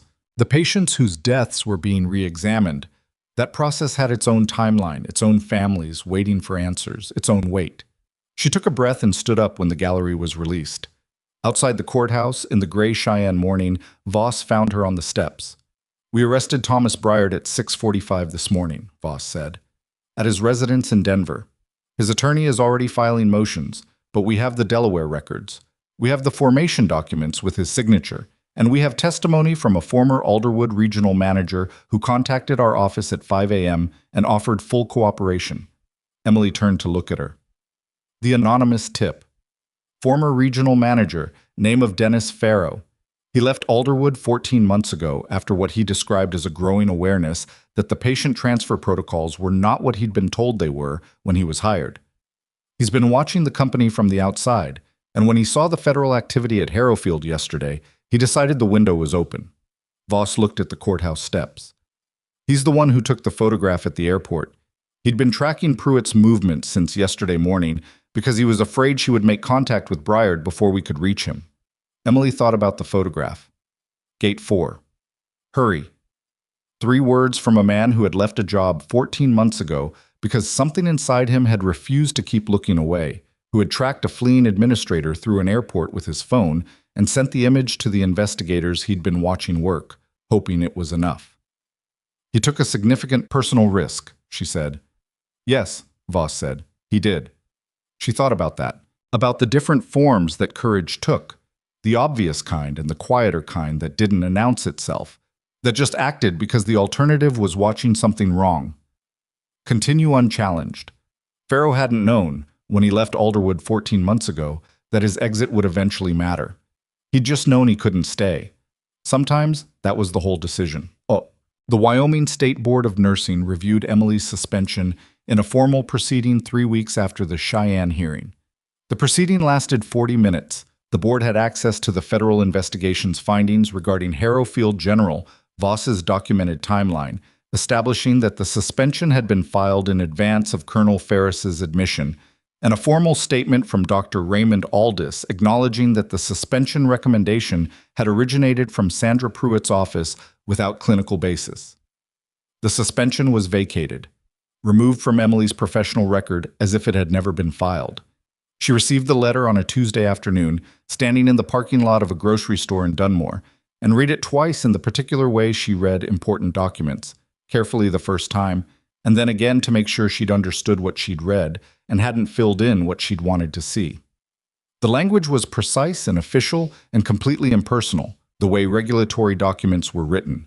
The determination of this board is that the suspension filed on date was retaliatory in nature and without clinical or professional justification. It is hereby vacated in full. She folded the letter and put it in her jacket pocket. She stood in the parking lot for a moment. The Wyoming November air was cold enough that her breath was visible, and the sky was the particular low-pressure gray that meant snow by evening. She thought about the morning 4 months earlier when she'd placed her badge on the conference table and walked out of Harrowfield General and sat in the parking garage for 11 minutes. The feeling now was not the inverse of that feeling. It was not the mirror opposite, not some clean emotional symmetry. It was more complicated than that. Relief that was also tiredness. Satisfaction that was also awareness of what it had cost to get here. The particular unsentimentality of a thing being made right that should not have been made wrong in the first place. She picked up groceries and drove home. The federal prosecutions took shape over the following months, with the methodical pace of serious cases that were being built to last. Garrett Caldwell was charged with healthcare fraud, wire fraud, conspiracy to defraud the United States, and obstruction of a federal investigation. He entered a not guilty plea and retained a defense team that filed 17 pretrial motions over the subsequent 4 months. 12 were denied, 5 were partially granted, and adjusted the evidentiary presentation without removing any primary evidence. His trial date was set for the following spring. Sandra Pruitt negotiated a cooperation agreement in exchange for a reduced charge structure that required her to provide complete testimony against both Caldwell and Bryard. She had, in the end, been a component rather than an architect, recruited by Alderwood's administrative network 8 years ago, with a combination of financial incentive and gradually escalating involvement that had made each subsequent step feel like a smaller departure from the last. That didn't excuse what she'd done. It explained the mechanism, which was a different thing. She cooperated fully. The information she provided about the internal communication structure between Harrowfield and Alderwood's regional office was, according to Voss, more detailed and useful than anything the financial records alone could have established. Thomas Briard's case was the most complex and the most significant. The Delaware Holding Company's records, combined with Dennis Farrow's testimony and a forensic accounting analysis that traced 9 years of fund flows between Alderwood's operating entities, produced an indictment that covered healthcare fraud, wire fraud, conspiracy, and in 3 cases where patient deaths at Kessler facilities had been reclassified as natural cause after transfers matching the high classification protocol, charges that the prosecutors described carefully and precisely as unlawful conduct resulting in death. Briard's attorneys argued for 18 months. They were excellent attorneys, and some of their arguments had real force, but the evidence had been built on a foundation that included 47 pages of handwritten notes, 2 photographs taken on a personal phone in November, a forged signature on a transfer document that a grieving daughter had kept in a folder because she hadn't known what else to do with the feeling that something was wrong, and the testimony of a former regional manager who had walked away from a company 14 months before it collapsed because his conscience had finally become louder than his paycheck. That foundation held. Briard was convicted on 11 of 14 counts.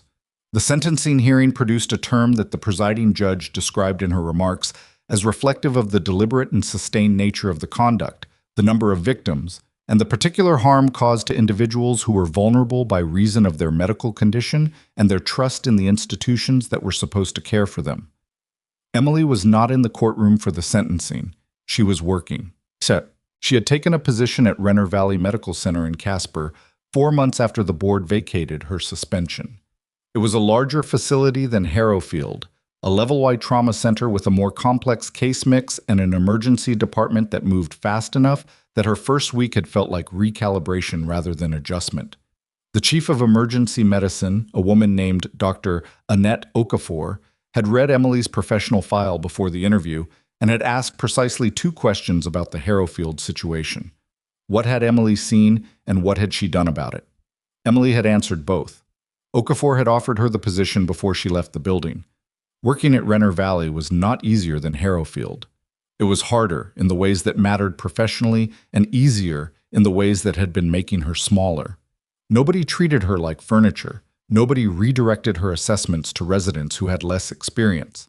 When she identified something in a patient that the attending had not yet caught, she said so directly and was heard. That was not a small thing.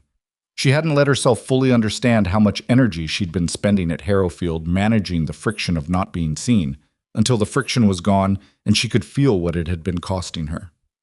Colonel David Ferris visited Renner Valley in February, 8 months after his admission to Harrowfield. He was fully recovered, walking without assistance, and had the particular physical quality of someone who had been very close to not surviving and had organized their subsequent existence around that awareness. He came alone, without Webb, without any military formality.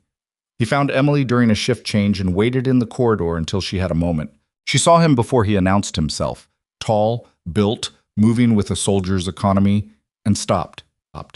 "You're supposed to be recovered," she said. "I am recovered," he said.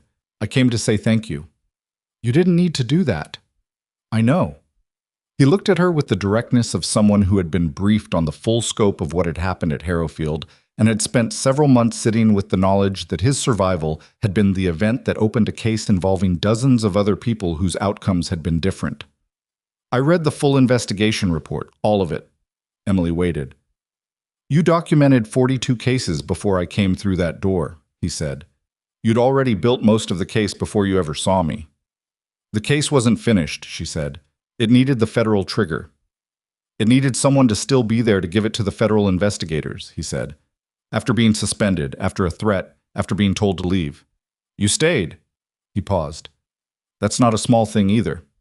Emily thought about the parking garage, the 11 minutes, the decision that hadn't entirely felt like a decision, more like the recognition that she was not constitutionally capable of driving away from something that wasn't finished. "I had a notebook," she said. "I wasn't going to just leave it." Ferris almost smiled. "No," he said. "I don't think you were." He shook her hand before he left. Formal, genuine, the handshake of someone who meant it as more than a gesture. She watched him go down the corridor and thought about what it meant that his survival, which had been the result of a tension pneumothorax she'd caught from a parking lot, had become the lever that opened everything else. She hadn't saved him because she'd known what it would lead to. She'd saved him because he was there, and he needed it, and she knew how. That was all any of it had ever been, really. Seeing what was there, doing what was needed, writing it down. Bob. Curtis Webb called in March to tell her that the commendation from Spin Boldak had been formally entered into the official record. He didn't make much of it. A brief call, factual, the way he communicated everything. The paperwork had been processed, the record was updated, the Army's version of accuracy had been corrected. She thanked him. She meant it. After the call, she sat for a moment in the break room at Renner Valley with a cup of coffee that was better than anything Harrowfield had produced, and thought about Spin Boldak, about the 4 hours, about the 3 names she carried. She didn't visit them often, but she visited them honestly, without the flint she'd once had, the instinct to rout around the weight of it rather than carry it directly. The weight was the same. She had just stopped trying to put it down in a way that wasn't real. She had left the Army because she was tired. She had gone to nursing because she wanted something quieter. She had ended up in the loudest possible version of what nursing could be. Not the noise of violence, but the noise of a system that had been hurting people for 9 years and had needed someone to be persistent and specific and unwilling to file it away as someone else's problem. She didn't think she was exceptional. She thought she had been paying attention when other people had found reasons not to. That was the thing she'd learned, if she'd learned anything from the whole of it. That paying attention was not passive. It was a choice, made repeatedly, in the face of every institutional force that preferred you not to. It required a kind of stubbornness that didn't feel heroic from the inside. It felt mostly like being unable to convince yourself that the thing you'd noticed wasn't worth the trouble. She had never been able to convince herself of that. She suspected she never would be. 6 months after the trial, a woman appeared in the Renner Valley Emergency Department with her father. He was 81, brought in by ambulance after a fall at home, and she had the look of someone who had been holding the anxiety of an aging parent for years and had arrived at a new stage of it. Emily caught the case in triage, a straightforward fall presentation with some concerning vital sign patterns that suggested more than musculoskeletal injury. She ran the assessment, identified the markers, escalated appropriately. The attending ordered the imaging Emily had already anticipated. The scan showed a subdural hematoma, small, but there. Caught early enough to manage without surgery if they moved quickly. They moved quickly. An hour later, the daughter found Emily at the nurse's station. "Thank you," she said. She said it the way people said it when they meant something larger than the individual event, when they were thanking you for the attention itself, not just the outcome. Emily looked at her. She thought about Carolyn Beale and her mother, about the families who had asked questions and been told there was nothing unusual, about all the things that happened in the gap between what people trusted and what was actually true. "He's going to be okay," Emily said. The daughter nodded. She looked like she'd been carrying something for a long time and had just been allowed to set it down briefly.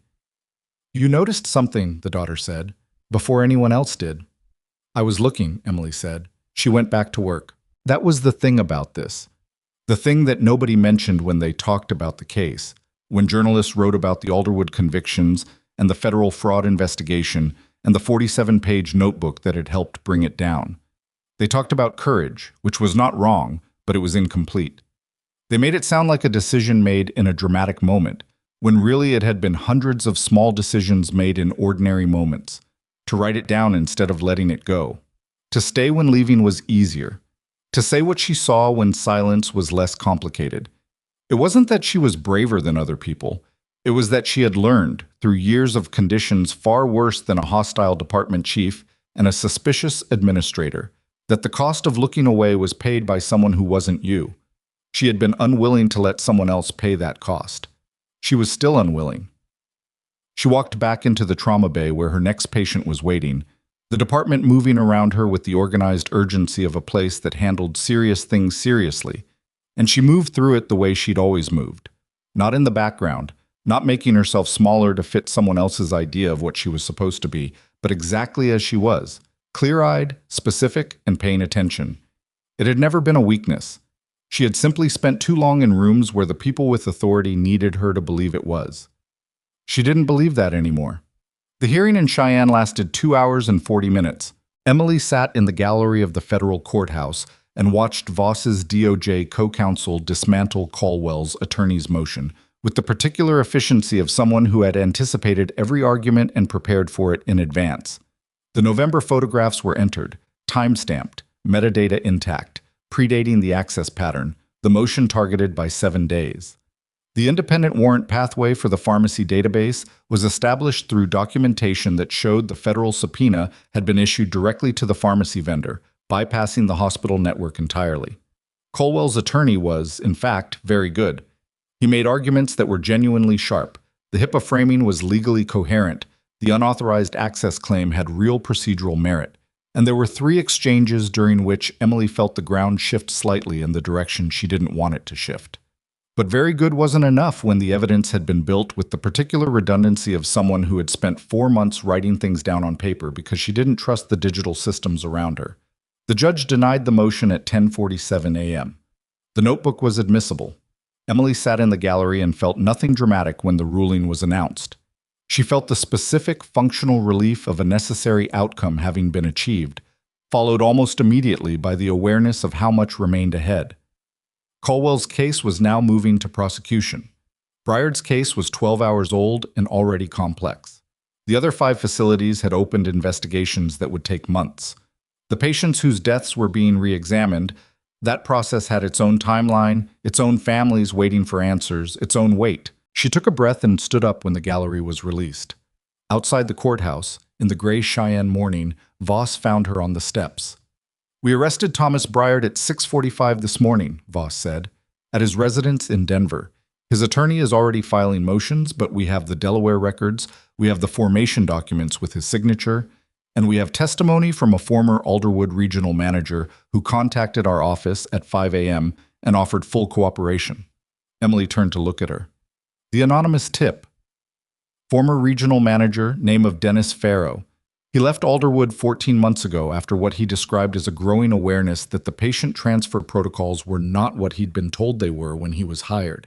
He's been watching the company from the outside, and when he saw the federal activity at Harrowfield yesterday, he decided the window was open.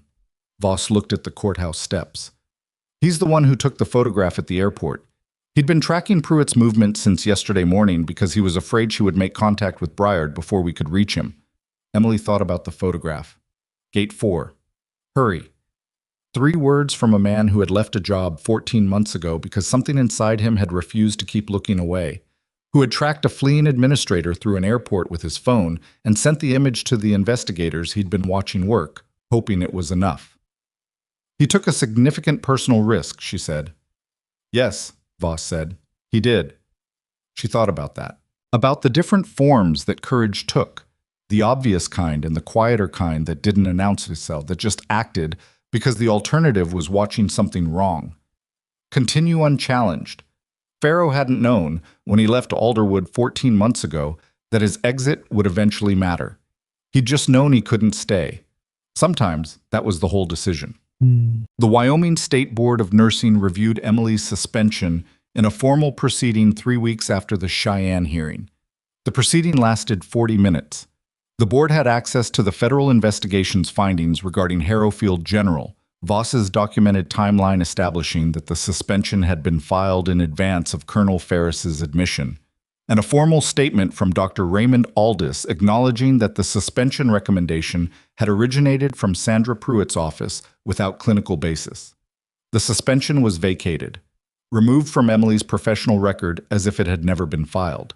She received the letter on a Tuesday afternoon, standing in the parking lot of a grocery store in Dunmore, and read it twice in the particular way she read important documents, carefully the first time, and then again to make sure she'd understood what she'd read and hadn't filled in what she'd wanted to see.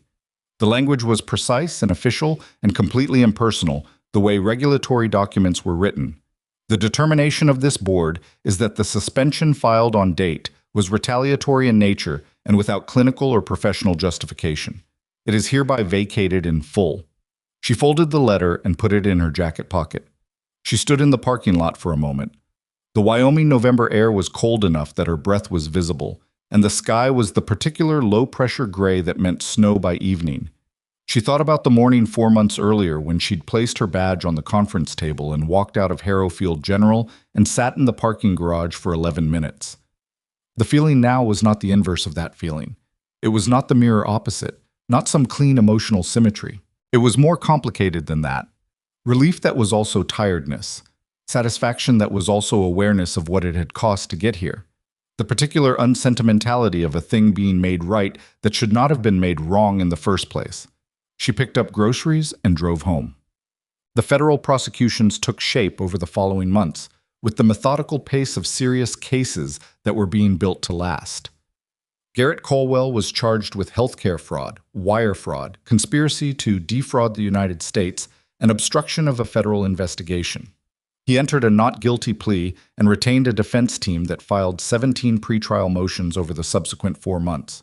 12 were denied, 5 were partially granted, and adjusted the evidentiary presentation without removing any primary evidence. His trial date was set for the following spring. Sandra Pruitt negotiated a cooperation agreement in exchange for a reduced charge structure that required her to provide complete testimony against both Colwell and Briard.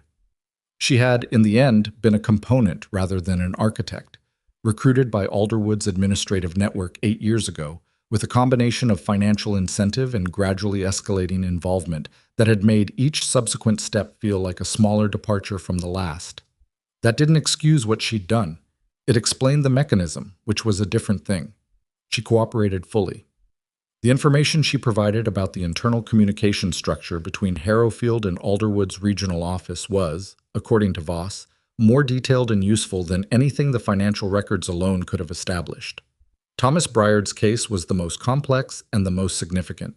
The Delaware Holding Company's records, combined with Dennis Farrow's testimony and a forensic accounting analysis that traced 9 years of fund flows between Alderwood's operating entities, produced an indictment that covered healthcare fraud, wire fraud, conspiracy, and in 3 cases where patient deaths at Kessler facilities had been reclassified as natural cause after transfers matching the high classification protocol, charges that the prosecutors described carefully and precisely as unlawful conduct resulting in death.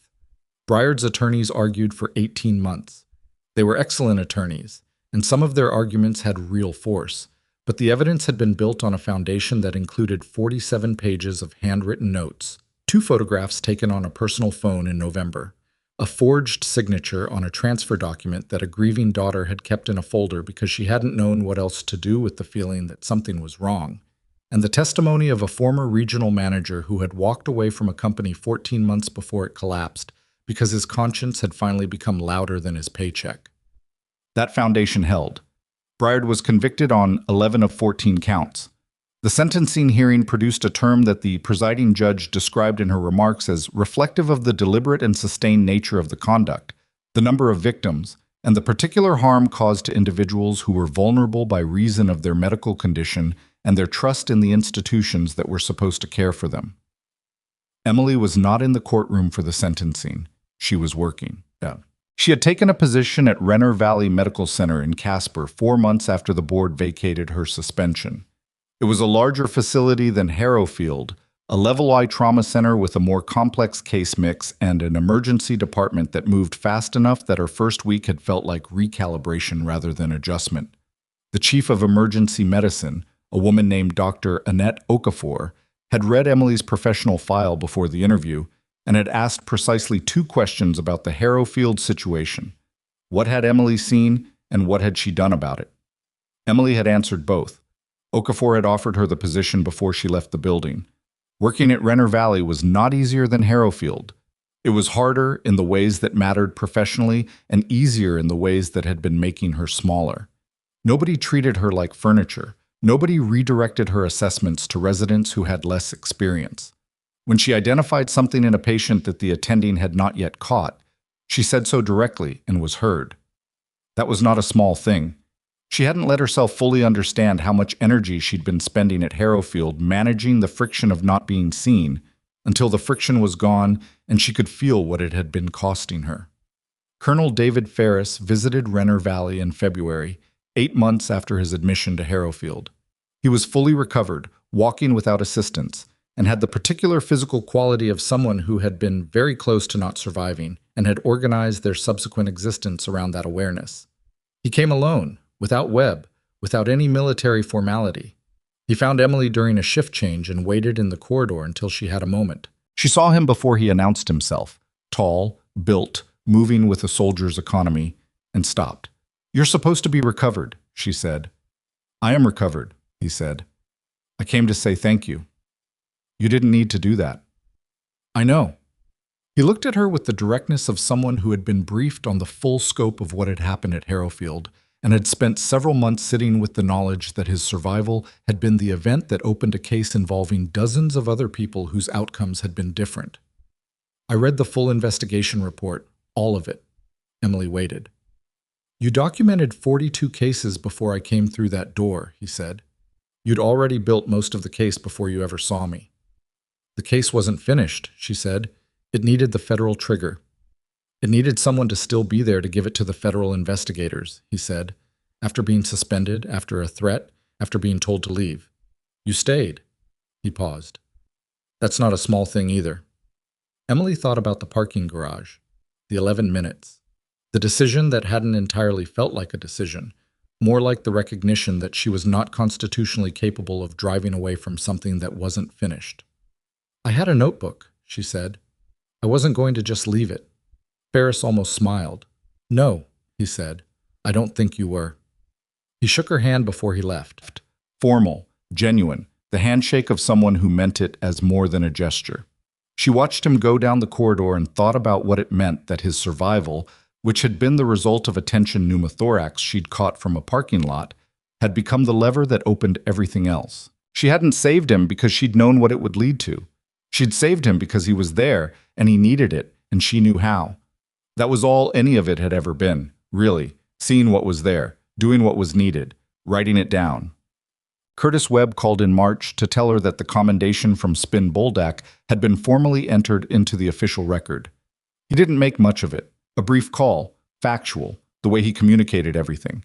The paperwork had been processed, the record was updated, the Army's version of accuracy had been corrected. She thanked him. She meant it. After the call, she sat for a moment in the break room at Renner Valley with a cup of coffee that was better than anything Harrowfield had produced and thought about Spin Boldak, about the 4 hours, about the 3 names she carried. She didn't visit them often, but she visited them honestly, without the flinch she'd once had, the instinct to rout around the weight of it rather than carry it directly. The weight was the same. She had just stopped trying to put it down in a way that wasn't real. She had left the Army because she was tired. She had gone to nursing because she wanted something quieter. She had ended up in the loudest possible version of what nursing could be. Not the noise of violence, but the noise of a system that had been hurting people for 9 years and had needed someone to be persistent and specific and unwilling to file it away as someone else's problem. She didn't think she was exceptional. She thought she had been paying attention when other people had found reasons not to. That was the thing she'd learned, if she'd learned anything from the whole of it, that paying attention was not passive. It was a choice, made repeatedly, in the face of every institutional force that preferred you not to. It required a kind of stubbornness that didn't feel heroic from the inside. It felt mostly like being unable to convince yourself that the thing you'd noticed wasn't worth the trouble. She had never been able to convince herself of that. She suspected she never would be. 6 months after the trial, a woman appeared in the Renner Valley Emergency Department with her father. He was 81, brought in by ambulance after a fall at home, and she had the look of someone who had been holding the anxiety of an aging parent for years and had arrived at a new stage of it. Emily caught the case in triage, a straightforward fall presentation with some concerning vital sign patterns that suggested more than musculoskeletal injury. She ran the assessment, identified the markers, escalated appropriately. The attending ordered the imaging Emily had already anticipated. The scan showed a subdural hematoma, small, but there, caught early enough to manage without surgery if they moved quickly. They moved quickly. An hour later, the daughter found Emily at the nurse's station. "Thank you," she said. She said it the way people said it when they meant something larger than the individual event, when they were thanking you for the attention itself, not just the outcome. Emily looked at her. She thought about Carolyn Beale and her mother, about the families who had asked questions and been told there was nothing unusual, about all the things that happened in the gap between what people trusted and what was actually true. "He's going to be okay," Emily said. The daughter nodded. She looked like she'd been carrying something for a long time and had just been allowed to set it down briefly. "You noticed something," the daughter said, "before anyone else did." "I was looking," Emily said. She went back to work. That was the thing about this. The thing that nobody mentioned when they talked about the case, when journalists wrote about the Alderwood convictions and the federal fraud investigation and the 47-page notebook that had helped bring it down. They talked about courage, which was not wrong, but it was incomplete. They made it sound like a decision made in a dramatic moment, when really it had been hundreds of small decisions made in ordinary moments. To write it down instead of letting it go. To stay when leaving was easier. To say what she saw when silence was less complicated. It wasn't that she was braver than other people. It was that she had learned, through years of conditions far worse than a hostile department chief and a suspicious administrator, that the cost of looking away was paid by someone who wasn't you. She had been unwilling to let someone else pay that cost. She was still unwilling. She walked back into the trauma bay where her next patient was waiting, the department moving around her with the organized urgency of a place that handled serious things seriously. And she moved through it the way she'd always moved. Not in the background, not making herself smaller to fit someone else's idea of what she was supposed to be, but exactly as she was, clear-eyed, specific, and paying attention. It had never been a weakness. She had simply spent too long in rooms where the people with authority needed her to believe it was. She didn't believe that anymore.